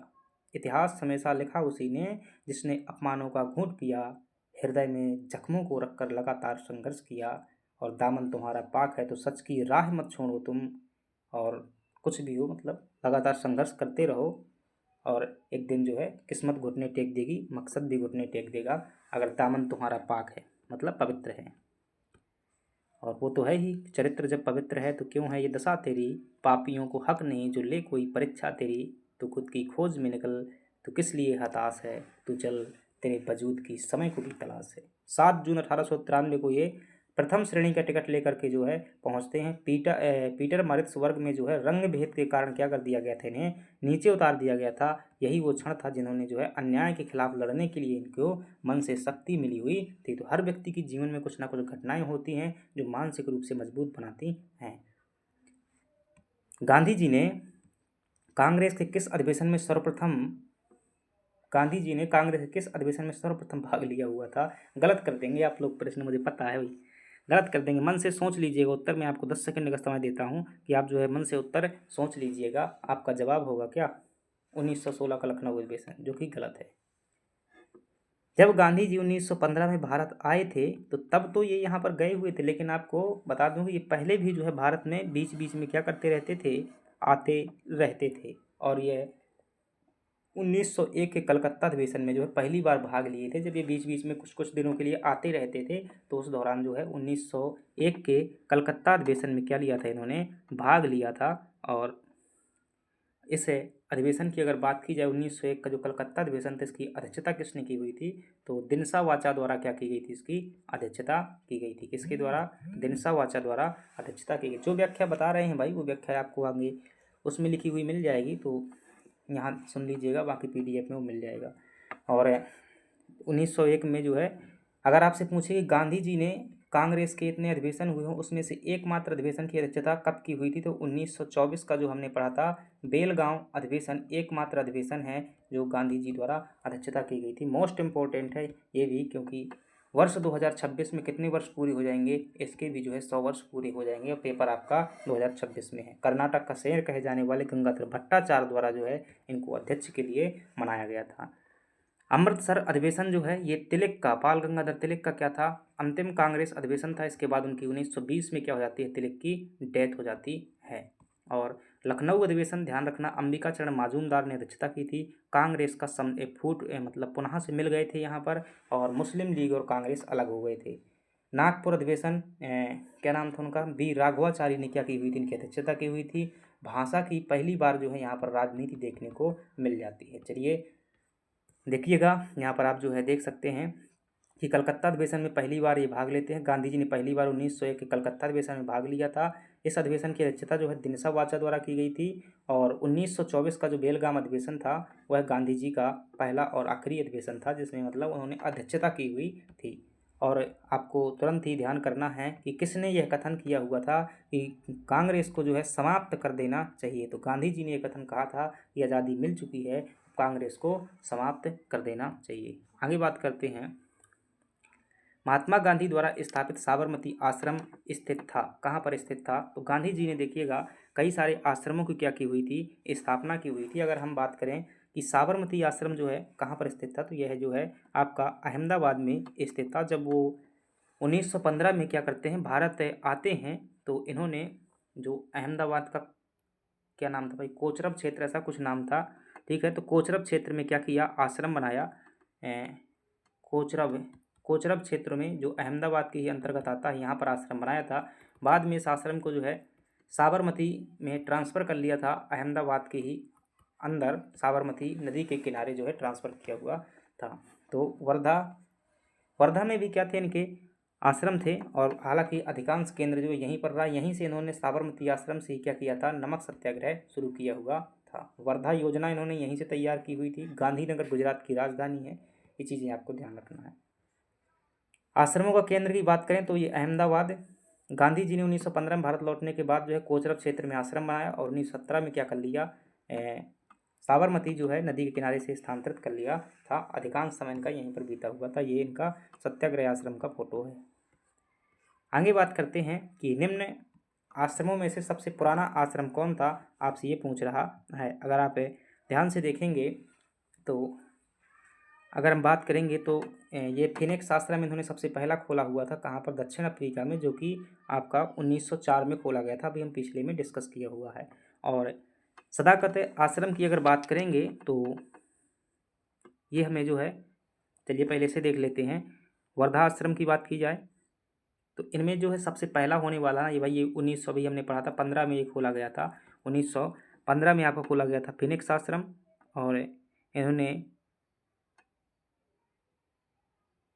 चलिए तो आपका सही जवाब जो हो जाएगा वो फिनिक्स आश्रम हो जाएगा। इनकी डेट मुझे क्लियर थोड़ा सा ध्यान नहीं आ रही है, तो आपको डिटेल में व्याख्या मिल जाएगी, उसमें देख लीजिएगा। साबरमती आश्रम ये अहमदाबाद में पड़ता है और साबरमती नदी के किनारे था। फिनिक्स आश्रम ये कहाँ था, दक्षिण अफ्रीका में था, ठीक है। तो ये पहला इनका आश्रम था, दक्षिण अफ्रीका में खोला हुआ था। सबसे पुराना यही हो जाएगा। इधर यहाँ पर देखेंगे आश्रमों का कालक्रम देख लीजिएगा। तो सबसे जो इनका फिनिक्स आश्रम ये 1904 में हो जाएगा। कहाँ पर खोला था, दक्षिण अफ्रीका के डरबन शहर में खोला हुआ था। यही उनका क्या था, पहला आश्रम था। और देखेंगे फिनिक्स हो जाएगा पहला। दूसरे नंबर में हो जाएगा टाल्स्टॉय फार्म, जो कि दक्षिण अफ्रीका में है। फिर जो है इनका 1917 में साबरमती हो जाएगा। और 1915 में, सॉरी मैंने उसमें क्या बताया था 1915, लेकिन मूल रूप से साबरमती आश्रम को अहमदाबाद के कोचरब क्षेत्र में 1915 में ही बनाया गया था। बाद में साबरमती ट्रांसफ़र किया गया था। और सेवाग्राम आश्रम जो है 1936 में बनाया गया था। आगे बात करते हैं, गांधी जी ने सेवा धर्म कहाँ अपनाया हुआ था। तो गांधी जी ने मतलब सेवा को जो है अपना धर्म ये कहाँ पर अपना लिया था, तो जब ये दक्षिण अफ्रीका जा रहे मतलब गए हुए थे, तो वहीं पर इन्होंने क्या कर लिया था, अपना सेवा का धर्म अपना लिया था। शांति निकेतन की आश्रम की स्थापना किसने की थी, रविन्द्रनाथ टैगोर ने। पुणे में क्या है, यरवदा जेल जो है, यरवदा जेल, इसी जेल को गांधी जी ने क्या दी थी, मंदिर की संज्ञा दी हुई थी। तो चलिए बात करते हैं, तो इन्होंने दक्षिण अफ्रीका में अपना लिया था। तो सेवा भाव का उदय जो है इनका कहाँ होता है, दक्षिण अफ्रीका में होता है। दक्षिण अफ्रीका में बोअर युद्ध है, और जुल्लू विद्रोह के दौरान गांधी जी ने घायलों की सेवा के लिए नाटाल भारतीय एम्बुलेंस कोर का गठन किया था। यहीं से उनका सेवा धर्म का पूर्ण समावेश हो गया था। अगली बात करते हैं, महात्मा गांधी के अनुसार राजनीति का तात्पर्य क्या है। तो ध्यान रखिएगा, महात्मा गांधी जो राजनीति को क्या कहते थे, राजनीति, सच्ची राजनीति वही है जो धर्म के साथ में हो, धर्म के साथ में। धर्म विहीन राजनीति, भाई धर्म विहीन क्यों बात करेंगे, वो नहीं करेंगे। सत्य विहीन राजनीति, ये भी नहीं होगा, उपरोक्त में से कोई नहीं। जन कल्याण के लिए सक्रियता, ठीक है। तो इसे हम क्या कह सकते हैं, सही कह सकते हैं, जन कल्याण के लिए सक्रियता हो जाएगी, क्योंकि जन कल्याण में जब सत्य ईमानदारी से पालन किया जाएगा तो जन कल्याण हो जाएगा। तो गांधी जी की राजनीति कहते थे कि जो वर्तमान राजनीति है ना, इसे तो बहुत मतलब भरा बुरा कह रहे थे कि जो सांसद है वो कहते थे यहाँ पर लोग अपने स्वार्थों के लिए भेड़ियों की तरह भौंकते हैं और एक दूसरे को कुत्तों की तरह काटते हैं। जी हाँ, ये उनका ही स्टेटमेंट है, मेंस में जो है आप पढ़िएगा। गांधी जी ने कहा हुआ था, तो इसके प्रबल विरोधी थे वो सांसद के, ठीक है। वो तो कहते थे भाई गांव ही क्या है, गांव पंचायतें बस होना चाहिए, वही कहते थे, ठीक है। और राम मनोहर लोहिया भी इनके विचारों का समर्थन किया हुआ था। नैतिक राजनीति, गांधी जी जो है एथिक्स पॉलिटिक्स यानी एथिकल पॉलिटिक्स के क्या थे, समर्थक थे। और उन्होंने जन कल्याण की सक्रियता की बात की हुई थी। गांधी जी की राजनीति सत्ता का खेल नहीं बल्कि नैतिक मूल्यों, मॉरलिटी पर आधारित लोक सेवा का माध्यम थी। वे धर्म और राजनीति को अलग करने के विरोधी थे, ध्यान रखिएगा। कई लोग कहते हैं कि राजनीति को धर्म को राजनीति में नहीं मिलाना चाहिए, लेकिन गांधी जी कहते थे कि धर्म और राजनीति जो है एक साथ होना चाहिए। और फिर से बता रहा हूँ कि धर्म का उनका मतलब वो नहीं होता था जो आप समझते हैं, उनका सत्य और अहिंसा था धर्म, क्योंकि उनके लिए धर्म का अर्थ मानव धर्म और कर्तव्य था। ठीक है, तो गांधी जी की अगर राजनीति देखेंगे तो कैसी होनी चाहिए, उनके अनुसार मूल्यों पर आधारित होना चाहिए, लोक कल्याण का साधन होना चाहिए और सत्य और सेवा का संगम होना चाहिए। अगले प्रश्न की बात करते हैं, देखिएगा, अच्छा प्रश्न है। किस रसोइये ने 1917 में गांधी की हत्या के प्रयास को विफल कर उनकी जान बचाई थी? अब देखिएगा, गांधी जी जब 1915 में क्या जाते हैं, भारत आ जाते हैं। गांधी जी 1915 में भारत आते हैं और जो गोपाल कृष्ण गोखले थे इनके गुरु जी, इनकी तुरंत ही डेथ हो जाती है आने के बाद में ही। पर लेकिन जब गांधी जी को निर्देश दे चुके थे, ये निर्देश दिया था, और क्या निर्देश दिया था कि आंखें बंद करके, सॉरी, अपने कान बंद करके आंखें खोल करके पूरे भारत का 1 साल तक भ्रमण करो, इसके बाद राजनीति में सक्रिय होना। ठीक है, 1 साल घूम लिया। 1916 में जो है ये एक्टिव हो गए, तिलक के अधिवेशन में जुड़े 1916 में। और वहीं पर जो है 1916 में जो है क्या मिले थे उन्हें, राजकुमार शुक्ल मिले हुए थे, जिन्होंने चंपारण की समस्या जो है उन्हें अवगत कराई हुई थी। तो गांधी जी 1916 के बाद कहाँ चले, चंपारण चले। चंपारण में क्या था कि जो कृषि थी 3/20 भाग पर, वहाँ पर क्या होता था, इसे तिनकठिया पद्धति कहा जाता था, यानी कि जितनी भी किसान की ज़मीन है उस ज़मीन के 3/20 भाग पर नील की खेती करनी होती थी, इसे तिनकठिया पद्धति कहा जाता था। और इसी पद्धति के खिलाफ में जो है ये नील बगान मालिक नहीं छोड़ रहे थे, तो राजकुमार शुक्ल पहले से परेशान थे इसको लेकर के। तो बाद में जो है गांधी जी इसी को मिटाने के लिए यहाँ पर गए हुए थे। इसे क्या कहा जाता है, चंपारण सत्याग्रह कहा जाता है। और यह चंपारण सत्याग्रह जो गांधी जी का भारत में प्रथम सत्याग्रह था।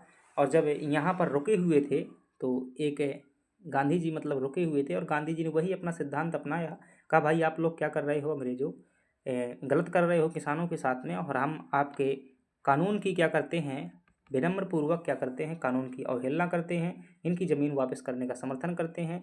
हम जो है आपके कानून की अवहेलना करते हैं, आपका जो भी कानून दंड देना चाहता है हमें दंड स्वीकार है। बस यही क्या था, गांधी जी का पहला चंपारण सत्याग्रह था। और फिर जो है क्योंकि गांधी जी के पास में बहुत बड़ा टाइटल था, उन्हें साधारण जो है छोटे मोटे ऑफिसर हाथ नहीं लगा सकते थे, उन्हें जो है केसर हिंद भी मिला हुआ था। तो यहाँ पर जब गांधी जी रात में रुकते हैं, इस चंपारण में रात में क्या करते हैं, रुकते हैं, तो जो एक नील बगान मालिक था वो क्या करता है, गांधी जी को आमंत्रण देता है। क्या देता है, आमंत्रण देता है खाने के लिए। तो गांधी जी वहाँ पर जाते हैं और उस जो नील बगान मालिक का रसोइया था उसका नाम था बटक मियाँ। क्या नाम था, बटक मियाँ। और बटक मियाँ भी जो क्या थे, गांधी जी की मतलब सच्चाई के साथ में थे। तो बटक मियाँ को जो है उस नील बगान मालिक ने आदेश दिया कि दूध में क्या कर दो, जहर मिला दो, और जहर मिला दूध आपको परोसना है। तो बटक मियाँ ने क्या किया, दूध में जहर मिला दिया। लेकिन ये सच्चाई किसको बता दी, गांधी जी को बता दी कि यहाँ पर जो है दूध मिला, जहर मिला हुआ है, इसको मत खाइएगा। तो गांधी जी जो वो नहीं खाते हैं, फिर वो बच जाते हैं। तो ये किसका नाम आएगा, बटक मियाँ का जो है नाम आएगा, इस प्रश्न में जो है आप देख सकते हैं। चलिए आगे बढ़ते हैं और देखते हैं चंपारण का गुमनाम नायक। बहुत कम नाम जानते हैं इनका। ऐसे जो है क्या कहा जाता है, बटक मियाँ जी को क्या कहा जाता है, चंपारण का गुमनाम नायक भी कहा जाता है। चंपारण सत्याग्रह के दौरान नील बगान के मालिक जिसका नाम था इरविन ने गांधी जी को जहर देने की साजिश रची थी।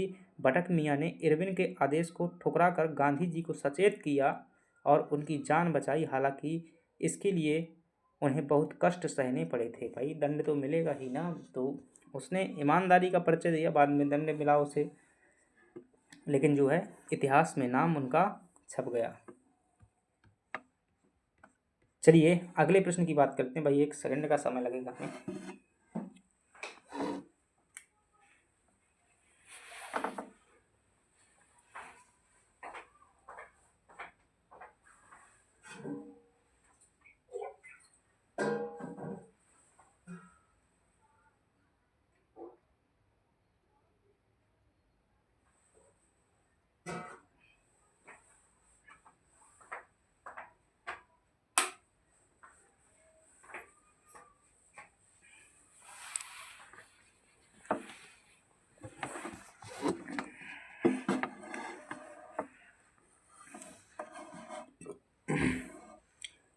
अगला प्रश्न है आपके सामने कि गांधी जी का भारत में प्रथम सत्याग्रह है जिसमें उन्होंने सविनय अवज्ञा का प्रयोग किया था। तो प्रथम सत्याग्रह जो है चंपारण सत्याग्रह है। समय पूछे कब का है तो 1917 ध्यान रखिएगा। किसके सहयोग से हुआ था तो राजकुमार शुक्ल ने क्या किया था, गांधी जी को आमंत्रण दिया था।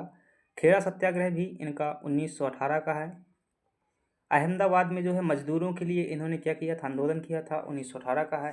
रॉलेट सत्याग्रह जो है 1919 का है। इन्होंने जो एक ऐसा कानून लाया गया था अंग्रेज़ों के द्वारा जिसके तहत जो है किसी भी भारतीय को शक के आधार पर क्या किया जा सकता है, गिरफ्तार किया जा सकता है। इस कानून को जो है काला कानून कहा जाता है और इसी कानून के खिलाफ में गांधी जी ने जो सत्याग्रह किया था उसे रॉलेट सत्याग्रह कहा जाता है। अहमदाबाद में मजदूरों को बचाने के लिए जो मतलब उनका सहयोग करने के लिए सत्याग्रह किया था।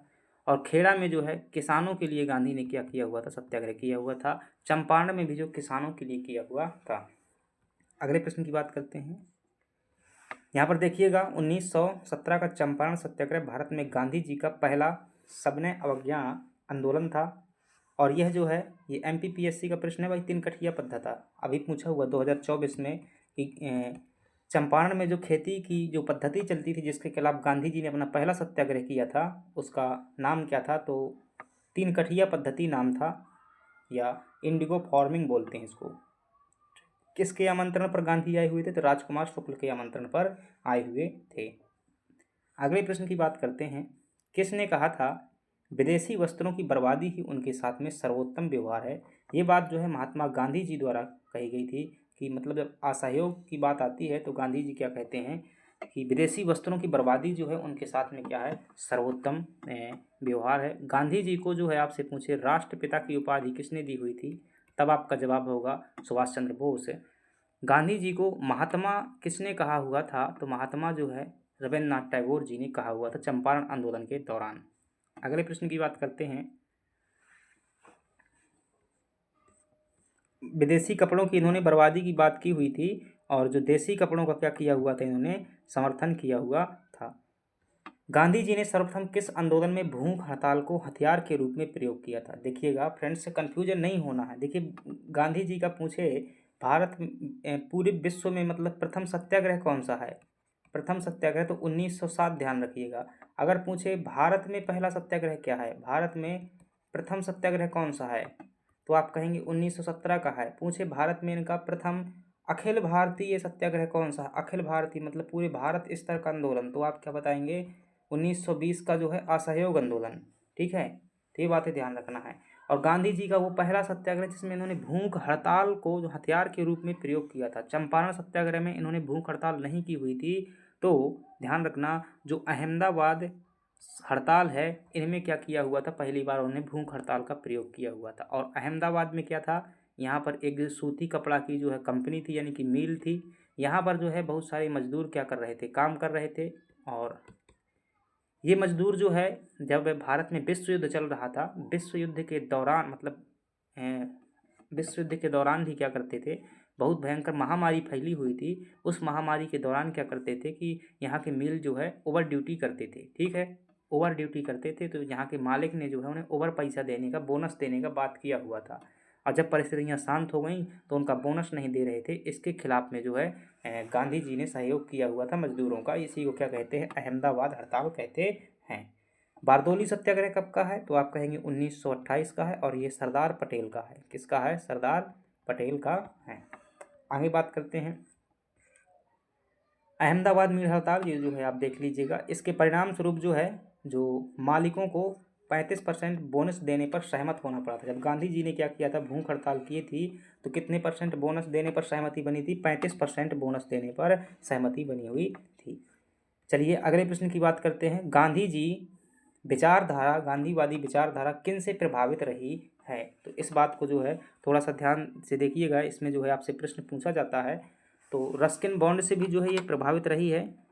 तो अगर बात करें थोरो से जो है गांधी जी ने जो है सविनय अवज्ञा का सिद्धांत किससे लिया हुआ था, सविनय अवज्ञा ये इन्होंने किससे ग्रहण की हुई थी, तो ये थोरो नाम के जो है क्या थे, इनसे जो है सिविल ओबीडियंस बोलते हैं सविनय अवज्ञा को, तो इसका सिद्धांत थोरो से लिया हुआ था। और हम बात करें जो रस्किन हैं, इनको जो है इन्होंने गरिमा का विचार इससे लिया हुआ था।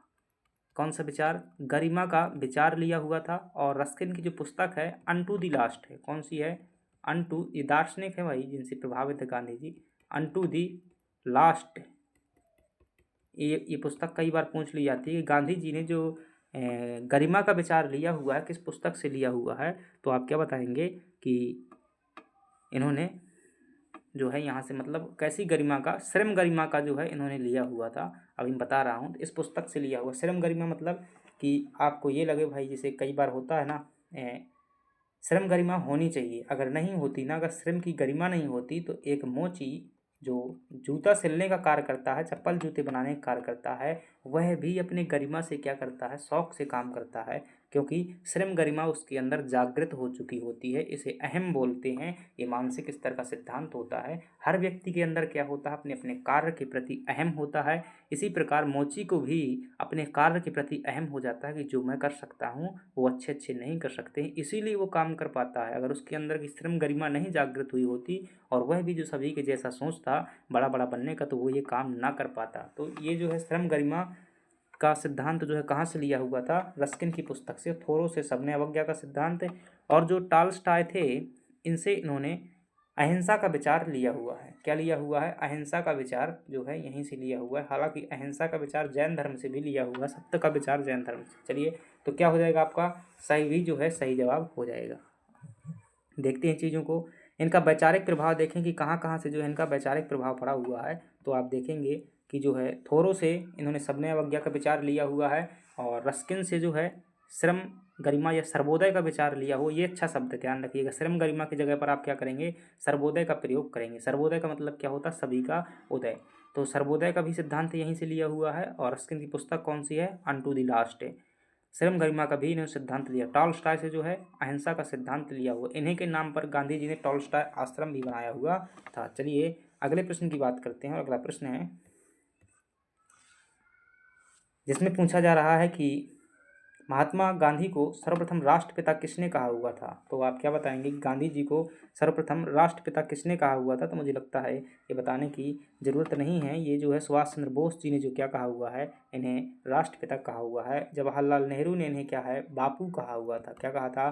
बापू कहा हुआ था। इस बात को ध्यान रखिएगा। जब ये सुभाष चंद्र बोस जी जब ये 1944 में आज़ाद हिंद सरकार का गठन करते हैं और आज़ाद हिंद को सेना लेकर के भारत पर मतलब चढ़ाई करते हैं, मतलब अंग्रेज़ों को भगाने के लिए, और यहीं पर जो है नारा देते हैं सुभाष चंद्र बोस। सिंगापुर की बात है ये। कहाँ? सिंगापुर की बात है। सिंगापुर में मतलब समझिएगा ध्यान से कि सिंगापुर में जो है सुभाष चंद्र बोस जी अपने सेना को संबोधन कर रहे हैं और यहीं पर नारा देते हैं कि अंग्रेज़ों को भगाना है, इसलिए दिल्ली चलो को यहीं पर क्या दिया जाता है? नारा दिया जाता है। वो गीत याद करो, वो गीत याद करो। वह खून कहो किस मतलब का जिसमें उबाल का नाम ना हो, वह खून कहो किस मतलब का जो आ सके देश के काम नहीं। तो ये इन्हीं का नारा था। उसी पर फौज को मोटिवेट कर रहे थे। और यहीं पर जब इनकी पूरी तैयारी हो जाती है भारत की ओर चलने की, तो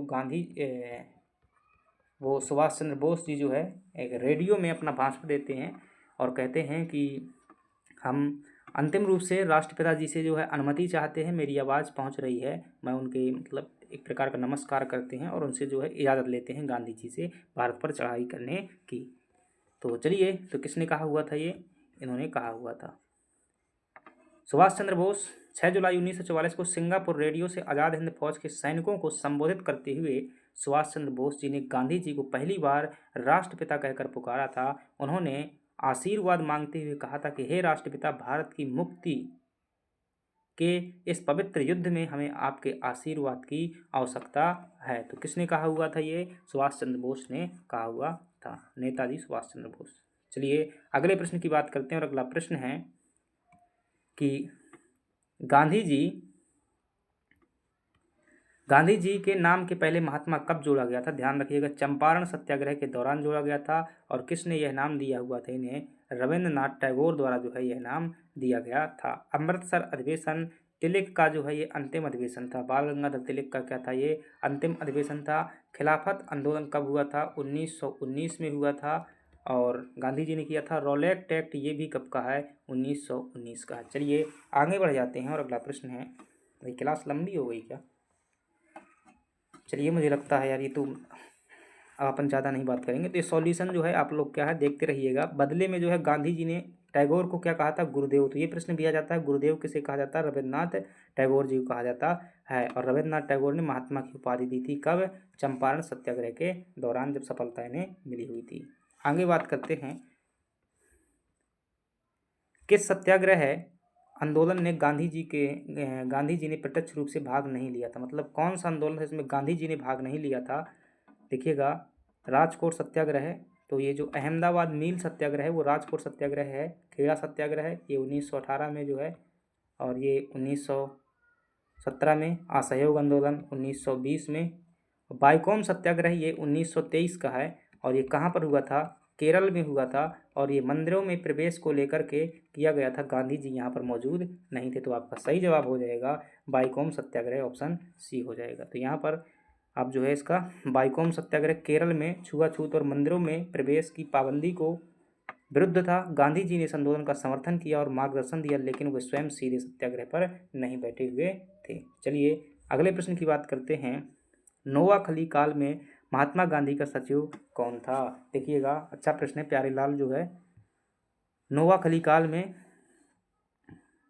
गांधी जी के जो सचिव थे वो कौन थे, प्यारेलाल जो है गांधी जी के सचिव थे। अगर देखेंगे तो व्याख्या देख लेते हैं भाई, वरना यहाँ समझाएंगे फिर वहाँ भी समय लगेगा। आगे बात करते हैं कि गांधी जी के लंबे समय तक सचिव रहे महादेव देसाई। तो ये भी क्या रहे हैं, एक सचिव रहे हैं महादेव देसाई भी गांधी जी के सचिव रहे हैं। लेकिन इनकी डेथ के बाद में जो है प्यारेलाल नैयर क्या बनते हैं, उनके निजी सचिव बनते हैं। और 1946 के सांप्रदायिक दंगों के दौरान नोआखली की यात्रा में गांधी जी के वो क्या थे, साथ थे। तो 1946 में सचिव कौन थे, प्यारेलाल और महादेव देसाई भी। चलिए आगे बात करते हैं। निम्नलिखित प्रश्न पूछा जा रहा है कि गांधी के निम्नलिखित अनुयायियों में से कौन एक पेशे से शिक्षक थे। देखिए, सच्चिदानंद सिन्हा की बात करें तो भाई ये पॉलिटिक्स थे कहीं ना कहीं, संविधान सभा के जो है ये क्या बनते हैं, ध्यान है ना, सच्चिदानंद सिन्हा ये पहले अस्थायी अध्यक्ष बनते हैं। तो दिए गए ऑप्शन में अगर बात करेंगे तो जेबी कृपलानी जो है इनके क्या थे, ये मतलब पेशे से शिक्षक थे और गांधी जी के अनुयायी भी थे। राजेंद्र प्रसाद जो है गांधी जी के अनुयायी थे, चंपारण सत्याग्रह मिले हुए थे, और ये क्या थे, पेशे से वकील थे। और अगली बात करते हैं, देखते हैं थोड़ी से।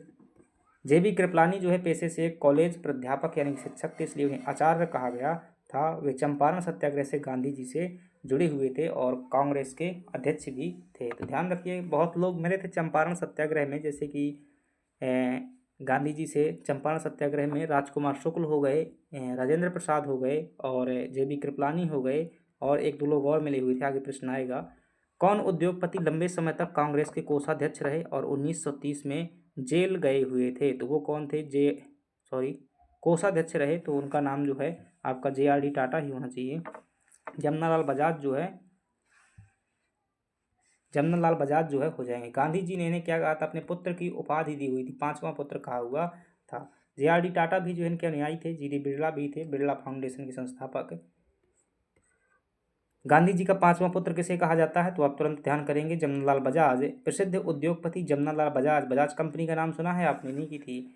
जमनालाल बजाज गांधी जी के प्रबल अनुयायी थे और उन्हें गांधी जी का 5वां पुत्र भी कहा जाता है। वे लंबे समय तक भारतीय राष्ट्रीय कांग्रेस के क्या रहे हैं, ट्रेजर यानी कोषाध्यक्ष रहे हैं, और स्वाधीनता संग्राम के दौरान कई बार जेल गए हुए हैं। तो गांधी जी के अनुयायी हैं कौन, जमनालाल बजाज, कांग्रेस के कोषाध्यक्ष हैं, वर्धा आश्रम के सहयोगी भी रहे। तो भाई मेंस में ऐसा ही लिखना होता है, जैसे देखिएगा यहाँ पर लिखा हुआ है, यही 3 फैक्ट लिख दीजिएगा। आप कहते हैं क्या लिखना चाहिए, अगर प्रश्न में आता है जमनालाल बजाज और 2 नंबर का प्रश्न है, बस इतना लिख दीजिएगा, कोई ज़रूरी नहीं कितने शब्द हो रहे हैं, 1 2 3 4 5 6 7 शब्द हो रहे हैं। 10 शब्द मांगता है, 10 शब्द लिखने की जरूरत नहीं, मैं गारंटी देता हूँ 2 में से कोई कम नहीं करेगा, ठीक है। इतने जो है आपको शब्द अगर लिख देते हैं तो ऐसा ही जो है लिखना होता है। और ये कब आपको पता चलेगा, जब विस्तृत आपकी जानकारी हो जाएगी और प्रयास करेंगे। अगले प्रश्न की बात करते हैं। तो ये जो फैक्ट यहाँ पर दिए रहते हैं 2 मार्कर दिए अपने आप में। स्वाधीनता आंदोलन के दौरान गांधी के करीबी मित्र कौन थे, तो देखिए A.O. ह्यूम, तो ये पुराने ज़माने का आदमी है। 1885 में क्या की हुई थी, कांग्रेस की स्थापना की हुई थी। और अगर देखेंगे इसमें तो चार्ली एंड्रूज साहब जो हैं, कौन है, चार्ली एंड्रूज, ये क्या थे, गांधी जी के जो है नज़दीकी थे और ये इनके मित्र भी थे और ये पत्रकार भी करते रहते थे। तो चलिए देख लेते हैं। Deenbandhu Andrew Charlie, Charlie Andrews इन्हें कहते हैं, इन्हें दीनबंधु एंड्रूज भी कहा जाता है। चार्ली एंड्रूज जो है गांधी जी के अत्यंत घनिष्ठ और शुभचिंतक थे। भारतीयों के प्रति उनकी सेवा और प्रेम को देखकर गांधी जी ने उन्हें दीनबंधु यानी कि मित्रों के मित्र की उपाधि दी हुई थी। तो ये प्रश्न भी अच्छा है कि दीनबंधु की उपाधि किसे दी हुई थी गांधी जी ने, चार्ली एंड्रूज जो कि एक पत्रकार थे और गांधी जी के मित्र भी थे। किस कारागार को गांधी जी ने मंदिर का नाम दिया हुआ था, तो आप बताएंगे यरबदा जेल को जो है इन्होंने क्या दिया हुआ था, कारागार का मंदिर का संज्ञा दिया हुआ था। और ये 1932 में जो पूना पैक्ट हुआ था यहीं पर हुआ था। और ये महाराष्ट्र में जेल पड़ती है, ये आगा खां पैलेस भी जो है महाराष्ट्र में ही पड़ता है। नैनी पोर्ट बेल, पोर्ट बेल कहाँ पड़ता है, अंडमान निकोबार में, यहीं पर जो है काला पानी नाम की जेल थी।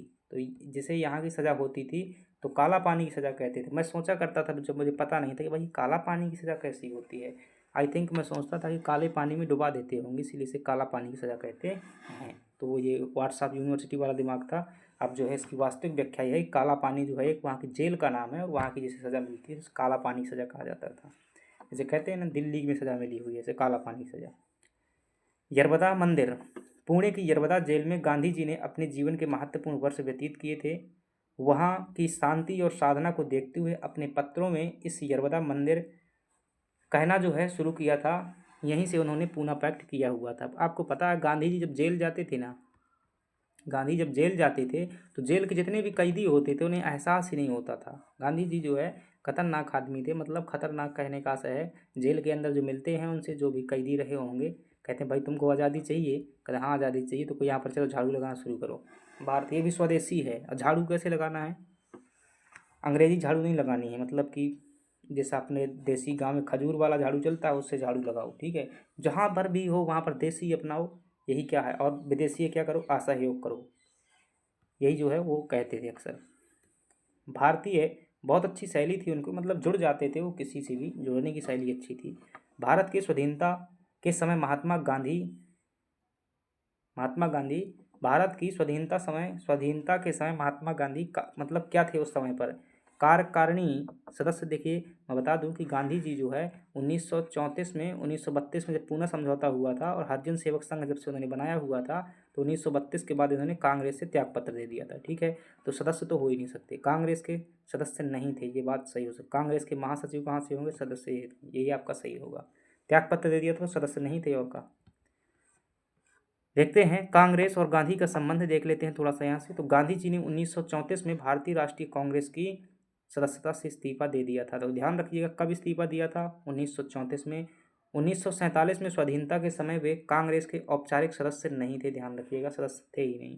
कांग्रेस के सभी बड़े निर्णय उनकी सलाह और आशीर्वाद से लिए जाते थे, ये बात अलग है, वो कांग्रेस के सदस्य नहीं हैं फिर भी निर्णय, भाई बहुत बड़ा नाम था उनका। गांधी जी का एक कथन है, जब बात करेंगे भारत छोड़ो आंदोलन के समय पर गांधी जी ने कहा हुआ था कि जब इसकी सहमति नहीं मिल रही थी भारत छोड़ो आंदोलन की, थोड़ा सा मतलब कुछ नेताओं ने हालाकानी की थी, तो गांधी ने कहा था कि कांग्रेस ये मत समझेगी अगर सहयोग नहीं करेगी तो गांधी गिर जाएगा। गांधी वो शख्सियत है जो एक मुट्ठी धूल लेकर भी कांग्रेस से बहुत बड़ा आंदोलन खड़ा कर सकता है अकेले। तो ये गांधी जी का स्टेटमेंट है। तो इन्होंने कांग्रेस में सफ़र देखिए गांधी जी के बारे में। इनकी जो प्रथम उपस्थिति 1901 में होती है, और कहाँ पर, ये कलकत्ता के अंदर होती है। और 1916 में जो है ये तिलक ने जिस अधिवेशन की अध्यक्षता की हुई थी तो वहाँ पर जाते हैं और चंपारण से अवगत होते हैं। 1924 का एकमात्र अधिवेशन है जिसमें जो है गांधी जी ने अध्यक्षता की हुई थी, और कहाँ पर यह अधिवेशन हुआ था, तो ये बेलगांव में जो है अधिवेशन हुआ था। 1934 में जो है ये गांधी जी से कांग्रेस से क्या कर देते हैं, त्यागपत्र दे देते हैं, और 1947 में ये मार्गदर्शक की भूमिका निभा रहे थे। और इनका ही ये स्टेटमेंट है कि कांग्रेस को क्या कर देना चाहिए, ख़त्म कर देना चाहिए जब आज़ादी मिल चुकी थी। चलिए अगले प्रश्न की बात करते हैं। गांधी जी की मृत्यु पर किसने कहा था कि हमारे जीवन से प्रकाश चला गया था, तो ये जवाहरलाल नेहरू द्वारा कहा गया था। और वो कहते थे जब उनकी डेथ हो गई थी तो मतलब जनता को संबोधित करते हुए कह रहे थे कि हमारे जीवन से जो है इनकी मृत्यु जो है 30 जनवरी 1948 को जो है गोडसे नाम के नाथूराम गोडसे नाम के व्यक्ति द्वारा जो गोली मार करके क्या कर दी गई थी, हत्या कर दी गई थी। और याद रखना कि इनके द्वारा मतलब काफ़ी वो था, माहौल था कि मतलब मारने मारने को जो है घूम रहे थे लोग। तो जवाहरलाल नेहरू ने कहा था कि आप जो है सिक्योरिटी ले लीजिए। तो गांधी ने कहा था मुझे कोई ज़रूरत नहीं है, जिसे मारना होगा मार देगा, मुझे सुरक्षा की आवश्यकता नहीं है। तो गांधी चाहता तो ले सकते थे भाई, इतनी बड़ी उनका पावर थी कि गांधी जी चाहते तो पीएम की भी पोस्ट ले सकते थे, कहीं भी मंत्री बन सकते थे, कहीं भी सचिव बन सकते थे, बहुत अच्छी उनकी सिक्योरिटी हो सकती थी, लेकिन नो टेंशन। ठीक है, तो ना कपड़ा ना मतलब सिक्योरिटी, कुछ नहीं। तो जवाहरलाल नेहरू ने ये कहा हुआ था कि हमारे जीवन से प्रकाश चला गया, अब चारों ओर जो है अंधकार ही अंधकार है, बापू आज जो है नहीं रहे। ऐसा कथन किसका है? ये जवाहरलाल नेहरू का है। लॉर्ड माउंटबेटन ने क्या कहा था? वन मैन बाउंड्री फोर्स कहा हुआ था कि जो काम 50,000 सैनिक नहीं कर सकते, वो काम अकेले गांधी जी कर सकते हैं, तो वन मैन आर्मी है वो। तो भावपूर्ण श्रद्धांजलि के रूप में जो है कहा था, 30 जनवरी 1948 को गांधी जी की हत्या के बाद राष्ट्र को संबोधित करते हुए भावुक जवाहरलाल नेहरू ने ये शब्द कहे थे, हमारे जीवन से प्रकाश चला गया, चारों ओर अंधकार है, हमारे प्यारे नेता राष्ट्रपिता अब नहीं रहे। बापू भी इन्होंने यहीं पर शब्दावली प्रयोग की हुई थी। और नाथूराम गोडसे द्वारा जो है ये डेट ध्यान रखना, 30 जनवरी को जो है इनकी क्या कर दी जाती है, मतलब ये संविधान लागू नहीं हो, आज़ादी तो देख ली थी, लेकिन ये भाई मेन कारण था। देखिए समझ लेंगे तो थोड़ा सा और अच्छा होगा। विभाजन जो हुआ था भारत का, गांधी जी हिंदू और मुस्लिम को जो है अलग अलग नहीं मानते थे, वो मानते थे कि ये सब मतलब ये दोनों को अपनी संतान ही मानते थे। और इनका कथन था कि भारत और पाकिस्तान का बंटवारा होगा तो गांधी के क्या होंगे, ये दो हिस्से माने जाएंगे। ये किसका कथन था? ये कथन था महात्मा गांधी जी का। लेकिन भाई आपको पता है, अभी आते आते इतिहास समझ जाएंगे आगे चल करके, 1937 के जो चुनाव हुए थे, 1937 के चुनाव हुए थे, तो इसमें जो है मोहम्मद अली जिन्ना को उन क्षेत्रों में भी सरकार बनाने का अवसर नहीं मिला जहां पर मुस्लिम समाज की जनसंख्या ज़्यादा थी। तो जिन्ना कह रहा था कि भाई जीवन में हमें तो राजनीति करने का अवसर ही नहीं मिलेगा। तो फिर जिन्ना ने जो है अलग मांग कर ली और कहा कि अगर राज्य नहीं मिला तो हम फिर क्या करेंगे, प्रत्यक्ष कार्यवाही घोषित करेंगे। और फिर वही बात हुई थी, जिन्ना ने क्या कर दिया था, प्रत्यक्ष कार्यवाही घोषित कर दी थी, मतलब कि हिंदू मुस्लिम को मारे, मुस्लिम हिंदू को मारे। अब ऐसी स्थिति में कोई जो है किसी को नहीं संभाल पा रहा था, तो गांधी जी जो है ये जाते हैं कहाँ पर, नोवाखली में जाते हैं, पश्चिम बंगाल साइड में। तो वहाँ पर ये लेट जाते हैं और काफ़ी हद तक वहाँ पर दंगे रुक गए थे। तो इसीलिए वो कहा था, ये माउंटबेटन ने वन मैन आर्मी फोर्स कहा हुआ था।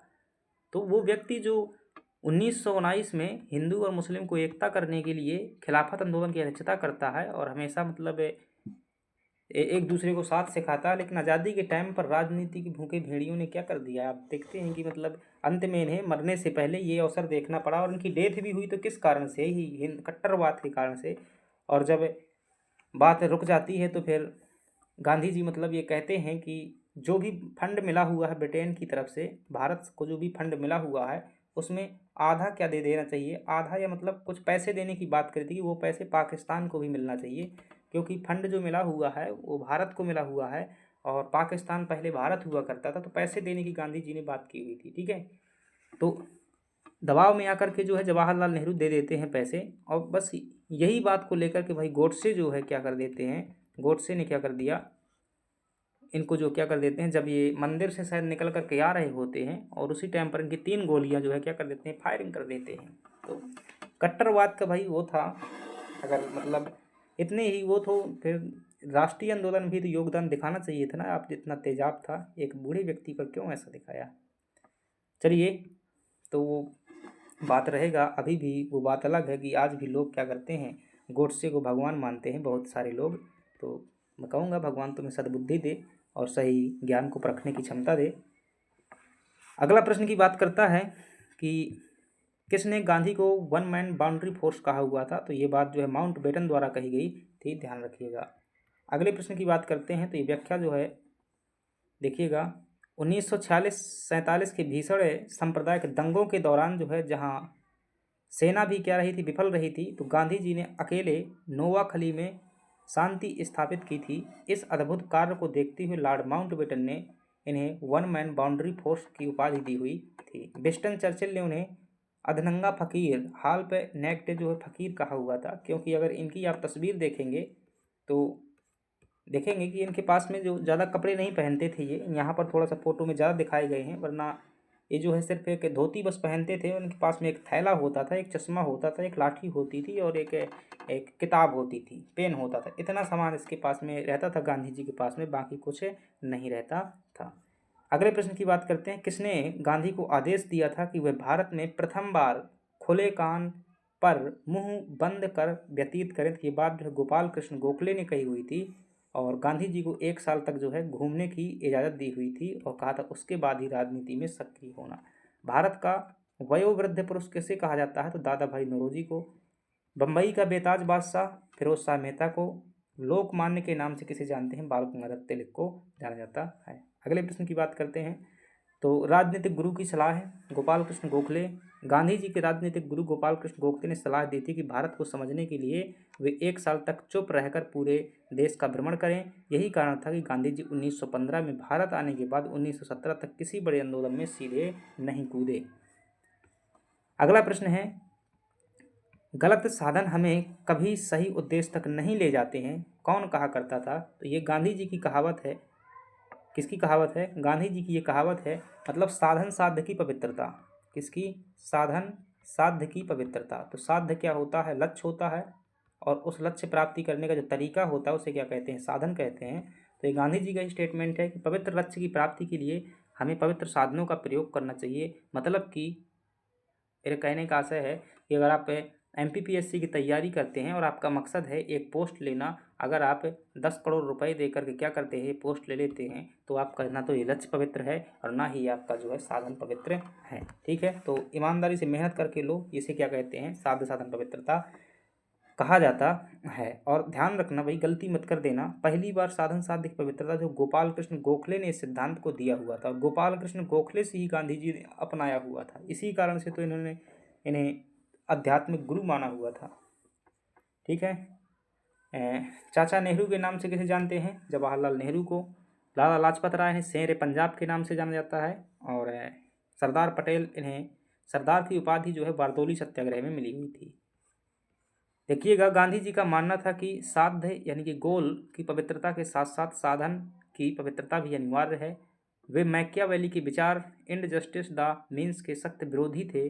उनके लिए अहिंसा ही सत्य को प्राप्त करने का एकमात्र मार्ग है।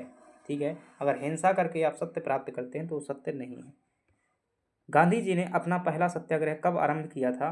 पहला सत्याग्रह पूछ रहा तो आप क्या बताएंगे? मजदूरों के कम वेतन के खिलाफ। भाई इन्होंने पहला सत्याग्रह तो ये वहाँ पर किया हुआ दक्षिण अफ्रीका में, तो वहाँ की जो लेबर थी उन्हें क्या मिल रहा था? बहुत कम वेतन मिल रहा था। तो उन्हीं के खिलाफ जो क्या किया था, इन्होंने पहला सत्याग्रह किया हुआ था। और अगर हम बात करेंगे कि ये सत्याग्रह कब हुआ था, तो 1907 का है। सॉरी, मजदूरों को कम वेतन देने के लिए विरुद्ध है। गांधी जी के अनुसार अहमदाबाद मिल सत्याग्रह 1918 में मजदूरों के वेतन वृद्धि हेतु किया गया था। भारत में सबसे पहला उनका सत्याग्रह 1917 का था। लेकिन यदि वह विकल्प ना हो तो मजदूरों का, मैंने विकल्प को ध्यान नहीं दिया भाई, देखिएगा मैं समझा देता हूँ फिर से। तुर्की आक्रमण के खिलाफ तो इन्होंने 1919 में किया हुआ था, जो कि खिलाफत आंदोलन था, इसी के खिलाफ किया हुआ था। रॉलेट सत्याग्रह कब का है? ये भी 1919 का है। 1935 के खिलाफ इन्होंने कोई सत्याग्रह नहीं किया हुआ। दिए गए ऑप्शन में पहला क्या हो जाएगा?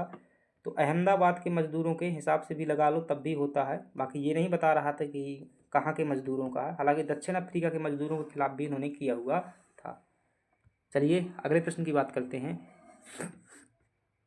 गांधी जी ने भारत में अपना पहला जन भाषण कहाँ दिया हुआ था? तो ध्यान रखिएगा, गांधी जी ने जो अपना पहला जन भाषण दिया था तो ये इन्होंने वाराणसी में दिया हुआ था। और ये जो कब दिया हुआ था? 1916 में। जब ये भारत में 1915 से 16 तक 1 साल तक घूम लिए, तो फरवरी 1916 में जो है ये क्या करते हैं, पहला जन भाषण देते हैं। और कहाँ पर दिया था? जो काशी विश्वविद्यालय था वहाँ पर इन्होंने दिया हुआ था। चंपारण क्या था? इनका पहला जो है भारत में सत्याग्रह है 1917। बनारस का जो है विश्वविद्यालय, फरवरी 1916 में काशी विश्वविद्यालय के उद्घाटन समारोह के अवसर पर गांधी जी ने अपना पहला सार्वजनिक भाषण दिया था। वहां उन्होंने राजा महाराजाओं के वैभव की आलोचना की थी। भाई ध्यान रखना, गांधी जी हमेशा बात करते थे किसके, मजदूरों की बात करते थे, मजदूरों की बात करते थे, हमेशा गरीबों की बात करते थे, हमेशा किसानों की बात करते थे, हमेशा जो कमज़ोर वर्ग था समाज का उसकी बात करते थे, क्योंकि उनके जीवन का उद्देश्य क्या था, सर्वोदय। सर्वोदय, सर्वोदय का मतलब क्या होता है, सबका उदय। सर्वोदय में गांधी जी कहते हैं जो सबसे निचली पंक्ति पर व्यक्ति खड़ा है उसको यहाँ तक ले आना ही मेरा क्या है, उद्देश्य है। ठीक है, आगे बात करें और कुछ और बताएंगे। 1917 में अहमदाबाद सत्याग्रह में किसने हिस्सा लिया हुआ था, तो क्या बात करेंगे कि कृषक भाई, अहमदाबाद जो है मील में हुआ था, मजदूर वहाँ पर क्या है हिस्सा ले रहे थे, और वादा क्या था, मतलब बोनस को लेकर के लड़ाई हो रही थी। और कैसा बोनस, जब विश्व युद्ध हुआ था तो विश्व युद्ध में महामारी फैल गई थी, उस महामारी के दौरान जो है मजदूर नहीं मिल रहे थे, तो जो मजदूर वहाँ पर काम करते थे उन्हें मालिकों ने कहा था कि भाई काम करते रहो, हम आपको एक्स्ट्रा बोनस देंगे। बाद में बोनस नहीं दे रहे थे, फिर गांधी जी ने सत्याग्रह किया, यहीं पर पहली बार भूख हड़ताल की हुई थी, 35% बोनस देने पर बाद में सहमति बनी थी। औद्योगिक विवाद, अहमदाबाद मिल सत्याग्रह 1918 शुद्ध रूप से मजदूरों और मिल मालिकों साराभाई परिवार के बीच प्लेग बोनस को लेकर था। मजदूरों ने गांधी जी ने मजदूरों का पक्ष लेते हुए हड़ताल और अनशन किया हुआ था। तो ये प्रश्न भी आता है कि गांधी जी ने पहली बार भूख हड़ताल कहाँ पर की हुई थी, तो आप क्या बताएंगे, यहीं पर की हुई थी। ट्रस्टीशिप के प्रतिपादन के सिद्धांत के संदर्भ में सही कथन कौन सा है, तो गांधी जी ने क्या किया था फ्रेंड्स, ट्रस्टीशिप का सिद्धांत दिया था, और यह सिद्धांत को न्यासिता का सिद्धांत भी कहा जाता है। क्या कहा जाता है, न्यासिता का सिद्धांत कहा जाता है। और इस सिद्धांत के अनुसार अगर हम बात करें कि ये सिद्धांत क्या कहता है, तो गांधी जी का यह सिद्धांत कहता है कि जो कंपनी होती है, क्या होती है, कंपनी होती है, और कंपनी की जितनी भी संपत्ति है, जितनी भी कंपनी की क्या है, संपत्ति है, और संपत्ति पर वास्तविक हक जो किसका है, मजदूरों का है। किसका है, वास्तविक हक जो है मजदूरों का है। इस कंपनी का जो मालिक है वो सिर्फ नाम मात्र का मालिक है, उसका संचालन करने के लिए पूरी तरीके से मालिक है, लेकिन उससे प्राप्त धन का जो लाभ कमाता है ना, उस लाभ का जो है उपयोग कहाँ पर किया जाना चाहिए, मजदूरों के कल्याण के लिए किया जाना चाहिए। चाहे वो पैसा बांट दे, चाहे फिर उनके लिए कुछ व्यवस्था करे, उसके धन का उपयोग व्यक्तिगत लाभ के लिए नहीं किया जाना चाहिए। ये कौन कहता था, न्यासिता का सिद्धांत, ट्रस्टीशिप का सिद्धांत कहता था महात्मा गांधी जी का, जो कि 1903 में दक्षिण अफ्रीका में इन्होंने दिया हुआ था। और आज भी जो टाटा कंपनी चलती है तो इस सिद्धांत को मानती है, और कभी भी उनका जो है वारिस मतलब मान किसी के नाम नहीं है, वो सरकार को मतलब कि जनता को समर्पित है। ठीक है, इसलिए तो टाटा की इतनी इज्जत है भारत में अंबानी की तुलना में। दक्षिण अफ्रीका 1903 में दिया हुआ था। गांधी जी ने 1903 में दक्षिण अफ्रीका में अपना न्यायधारिता का सिद्धांत विकसित किया। इसके अनुसार पूंजीपतियों को अपनी अतिरिक्त संपत्ति का स्वामी नहीं बल्कि समाज का ट्रस्टी यानी कि संरक्षक समझना चाहिए, और उसका उपयोग जन कल्याण हेतु करना चाहिए। यह सिद्धांत वर्ग संघर्ष को समाप्त कर समन्वय पर जोर देता है। चलिए, अछूतों का सामाजिक आर्थिक सुधार संपन्न किया जा सकता है। कैसे संपन्न किया जा सकता है, मतलब जो समाज के जिन्हें अस्पृश्य कहा जाता था, तो गांधी जी के अनुसार क्या कहा हुआ था कि इनका कैसे सामाजिक और आर्थिक उन्नति हो सकती है, तो गांधी जी ने कहा था कि कुटीर उद्योग अगर स्थापित कर दिए जाएं, क्या कर दिया जाए, कुटीर उद्योग अगर स्थापित कर दिए जाएं तो इनकी उन्नति हो जाएगी। क्यों, क्योंकि इससे क्या होगा, इनकी आय सुनिश्चित हो जाएगी। क्या हो जाएगी, आय सुनिश्चित हो जाएगी। और जिसके पास में आय होती है तो उसका क्या है, अपना पेट दम से चलता है, उसे दुनियादारी से मतलब नहीं होता है, वो क्या होता है, आत्मनिर्भर होता है। क्या होता है, आत्मनिर्भर होता है। और आत्मनिर्भरता ही क्या होती है, कहीं ना कहीं भेदभाव का आधार होती है। अगर किसी दूसरे के यहाँ गुलामी करोगे तो क्या करेगा, वो छोटा समझेगा ना आपको। तो गांधी जी आत्मनिर्भर बनाना चाहते थे, इसलिए वो वर्ण व्यवस्था के भी समर्थक हैं। कई लोग जब उनकी आलोचना करते हैं तो इस आधार पर आलोचना करते हैं कि गांधी जी वर्ण व्यवस्था के समर्थक थे, यानी कि ब्राह्मण क्षत्रिय वैश्य शूद्र के समर्थक थे गांधी जी। हाँ थे, 100% सही है। लेकिन गांधी जी ध्यान रखिएगा इस बात के समर्थक नहीं थे कि उसमें छुआछूत हो, छुआछूत के समर्थक नहीं थे। वो इसे वर्ण व्यवस्था को आर्थिक आधार पर देखते थे कि मतलब ब्राह्मण जो करेगा अपना वो एक ये मतलब पढ़ाने अढ़ाने का कार्य करेगा, और उससे जीविका चलेगी ब्राह्मण वर्ग की। जो क्षत्रिय वर्ग है तो उसकी जीविका, उसके काम अलग बटे हुए हैं। जो वैश्य वर्ग है तो व्यापार का उसका काम अलग बटा हुआ है। कृषि और जो अन्य कार्य हैं वो शूद्र वर्ग के खाते में हैं।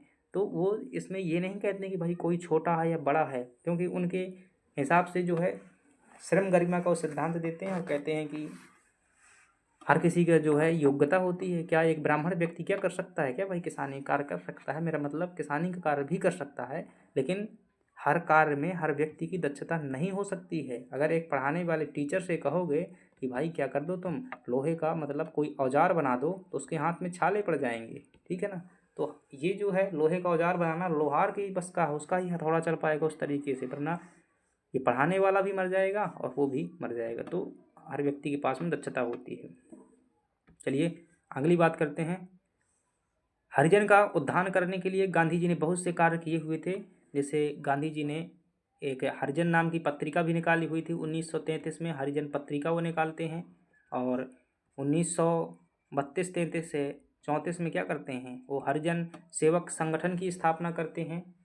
और वह जो है स्वयं भी भाई जुड़ते थे। आप मैं फ़ोटो दिखाऊं, अगर कहीं पर मिल जाए एक फ़ोटो, चलिए मिलेगी तो बताएंगे। चंपारण संघर्ष में किन्होंने महात्मा गांधी का साथ दिया था, तो फ्रेंड्स अगर देखेंगे तो यहाँ पर चंपारण सत्याग्रह में अगर देखेंगे तो राजेंद्र प्रसाद और अनुग्रह नारायण और जे बी कृपलानी और राजकुमार शुक्ल जो है, ये लोग क्या है वहाँ पर मिले हुए थे गांधी जी का, सहयोग किया हुआ था। महादेव देसाई जो है उनके क्या थे, पर्सनल सचिव थे, जिनकी 1946 में जो है डेथ हो चुकी थी। नेहरू बहुत बाद के हैं, गांधी जी बहुत पहले के हैं। पटेल भी जो है शुरुआत में गांधी जी की विशेष इज्जत नहीं करते थे, बाद में किया, हालांकि दोनों गुजरात के ही हैं। देखिएगा चंपारण सत्याग्रह के दौरान कौन कौन मिले हुए थे। 1917 के चंपारण सत्याग्रह के गांधी जी के प्रमुख जो सहयोगी थे डॉक्टर राजेंद्र प्रसाद, अनुग्रह नारायण सिंह, जे बी कृपलानी, महादेव देसाई और नरहरि पारेख। तो इतने लोग जो है वहाँ पर मिले हुए थे। राजकुमार शुक्ल भी इनके सहयोगी ही थे। तो देखिएगा इधर ये फोटो जो है कहाँ की है, चंपारण सत्याग्रह की है। अब थोड़ी सी मैं और चर्चा करता हूँ भाई। गांधी जी जब 1915 में भारत आए थे, 1915 में भारत आए थे, वो देखते हैं कि ये भारत तो पूरा का पूरा क्या बसा हुआ है, गाँवों में बसा हुआ है। और जो ये कांग्रेस है, नेता लोग हैं, ये कहाँ बात करते हैं, ये बड़े बड़े महानगरों में बात करते हैं। तो पहली बार जिस भारत की जिस वह ऐसी पूछे अगर कभी बात है दिमाग लगाने की, वह कौन सा व्यक्ति था जिसने यह पहचाना था कि भारत की जो आत्मा है ना वो गाँव में बसी हुई है, आत्मा गाँव में बसी हुई है। तो ये गांधी थे जिन्होंने पहचाना था कि अगर भारत को आज़ाद कराना है तो इनकी आत्मा को जगा दो, भारत की आत्मा को जगा दो। आत्मा को जगा दो मतलब गाँवों को जगा दो। अब गांधी जी ये भी सोचते थे कि भाई मैं सूट बूट अगर पहनूंगा तो इतने बड़े बड़े नेता जो हैं, मैं भारत की जिसकी लगभग उस समय पर 90% जनसंख्या जो है खाना बदोश ज़िंदगी जीती है, गरीब है, बहुत निम्न जीवन स्तर है, मैं उनको कैसे एहसास दिलाऊं कि मैं बहुत पढ़े लिखे हूँ और आपका क्या करना चाहता हूँ, भला करना चाहता हूँ। तो गांधी जी ने ही यह तरीका अपनाया हुआ था कि भाई मुझे उनके जैसा बनना पड़ेगा। तो इन्होंने जो है अपना पूरा वेशभूषा, जो पढ़े लिखे की वेशभूषा एक साइड रखी और रघुपति राघव राजा राम का जो है भजन अपनाया और डंडा लिया हाथ में और चल दिए। जिसके घर में खाना हो उसी घर में खाना खा लिया, कोई दिक्कत नहीं। धीरे धीरे ये जो है ये लोगों को जोड़ने में सफल हो गए। तब कहीं जाकर के भीड़ होती थी इनके पीछे, ऐसे नहीं होती थी, किसी नेता के पीछे भीड़ नहीं होती जितनी इनके पास में होती थी। ठीक है, समाज का जितना दलित वर्ग, कमज़ोर वर्ग इनके साथ में था, इतना किसी और के साथ में नहीं था। अगर ये चाहते तो एक इशारे में जो क्या कर सकते थे, मतलब कोई भी चुनाव जीत सकते थे, लेकिन कभी इन्होंने जो है वो नहीं किया हुआ था, राजनीतिक स्वार्थ के लिए चुनाव नहीं लड़ा था। चलिए इनकी जो है राजनीति निस्वार्थ भाव की थी। अगली बात करते हैं, भारत में नियोजित विकास का विरोध किसने किया था। अब बताइए, जो व्यक्ति आत्मनिर्भर बनाने पर बल देता हो वो क्या करेगा भाई, योजनाओं का सहारा लेगा क्या, वो नहीं, नियोजित विकास का बल नहीं लेगा। क्योंकि अगर नियोजित विकास होगा तो नियोजित विकास के लिए भाई क्या चाहिए, सरकार चाहिए। और गांधी जी क्या थे, सरकार के खिलाफ थे। वो तो सिर्फ क्या कहते थे, गांव होना चाहिए। और गांव कैसे होना चाहिए, आत्मनिर्भर होना चाहिए। तो महात्मा गांधी जो है नियोजित विकास के खिलाफ थे। हालांकि जवाहरलाल नेहरू जो है इसके बहुत बड़े समर्थक थे, क्योंकि समाजवादी कल्याणकारी अपनाते थे। तो पंचवर्षीय योजना नियोजित विकास का ही परिणाम है। इंदिरा गांधी गरीबी हटाओ का नारा दिया था। जवाहरलाल नेहरू मशीनीकरण का विरोध, गांधी जी जो है मशीनीकरण का विरोध किया हुआ था। गांधी जी भारी उद्योगों, मशीनीकरण पर आधारित नियोजित विकास के विरोधी थे। वे मानते थे कि मशीनें मनुष्य का काम छीनती हैं और शोषण का आधार बनती हैं। वे विकेंद्रीकृत अर्थव्यवस्था के सब। आज देख लीजिएगा भाई, ये जो टेक्नोलॉजी का ज़माना चला हुआ है, कई टीचर जो है आपको जो है ऐसे, हम ही जो है यहाँ पर, हालांकि अपने पास में तो उतने साधन ही नहीं है, वरना मैं सामने लिखने को ज़्यादा प्राथमिकता देता हूँ। ऐसा पढ़ना जो है ज़्यादा टीचर पसंद कराते हैं, ऐसा पढ़ाना। क्यों? क्योंकि उन्हें लिखना नहीं पड़ता, और आज दिन उनकी राइटिंग क्या हो गई है, हालत उनकी बिगड़ चुकी है। जो पहले कुम्हार हुआ करता था, जिसके हाथों से इतनी सुंदर जो है घड़ा की आकृतियाँ बन जाती थी, अब वो, उसके हाथों की कला जा चुकी है। वो कला जो है, कभी दर्जी जो है कपड़े अच्छे से काटता था, डिजाइन काटता था, आज वो जो है मशीनें झक झक काट करके क्या है, अच्छे अच्छे कपड़ा बना देती हैं। तो गांधी जी ये सिद्धांत मानते थे कि मशीनें जो है मनुष्य का काम ही नहीं, बल्कि क्या कर लेती हैं, उनके हाथों की कला भी छीन लेती हैं। कोई दो राह नहीं भाई, छीन लेती हैं, बिल्कुल सही बात है, हमारे हाथों से भी जा चुकी है। तो इसलिए वो क्या कहते हैं, मशीनीकरण के क्या है, प्रबल विरोधी थे। क्योंकि इनका एक और मानना था कि बड़ी मशीनें कौन ले सकता है, बड़े लोग ले सकते हैं। तो भाई छोटे लोग तो क्या है, वो बड़े बन ही नहीं सकते। तो इसलिए क्या कहते थे, अगर आत्मनिर्भर अर्थव्यवस्था होगी, कुटीर उद्योग होंगे, छोटे उद्योग होंगे, तो गांव तो कम से कम आत्मनिर्भर बनेगा। उनको बहुत अच्छा लगता था ये गांव आत्मनिर्भर। निम्नलिखित में से कौन सा एक चंपारण सत्याग्रह का अति महत्वपूर्ण पहलू था? तो भाई उसका क्या पहलू था? चंपारण जो सत्याग्रह है गांधी जी ने 1917 में किया हुआ था, उसका क्या पहलू है? महिलाओं की सक्रिय भागीदारी। देखिए महिलाएं इसमें बहुत ज़्यादा नहीं थी, गांधी जी को इतना ज़्यादा महिलाएं नहीं जानती थी। दलितों की सक्रिय भागीदारी, ये भी जो है अभी नहीं कह सकते। किसान असंतोष का राष्ट्रीय आंदोलन से जुड़ना, ये राष्ट्रीय स्तर का आंदोलन नहीं था भाई, ये स्थानीय स्तर का आंदोलन था, तो ये भी नहीं हो सकता। वाणिज्यिक फसलों में गिरावट, हाँ ये बात जो है आप कह सकते हैं, क्योंकि वाणिज्यिक फसल क्या होती है, नील जो है क्या है, एक प्रकार की वाणिज्यिक फसल है, बाजारू फसल है। और गांधी जी ने जहाँ ये सत्याग्रह किया, तो फिर जो है धान की खेती बढ़ने लगी, नील की खेती क्या हो गई, बंद हो गई। तो भाई वाणिज्यिक फसल क्या हो गई, कम हो गई, और जो खाद्यान्न फसलें बढ़ गई थी, ये पहलू हो सकता है। चलिए अगले प्रश्न की बात करते हैं। जन आंदोलन की शुरुआत, चंपारण सत्याग्रह का सबसे बड़ा महत्व यह है कि इसके माध्यम से किसानों की समस्याएं पहली बार भारतीय राष्ट्रीय आंदोलन की मुख्य धारा का हिस्सा बनी। इसने कांग्रेस, क्या बात करते हुए, कौन से चंपारण का अति महत्वपूर्ण पहलू था? किसान असंतोष का राष्ट्रीय आंदोलन में जुड़ना।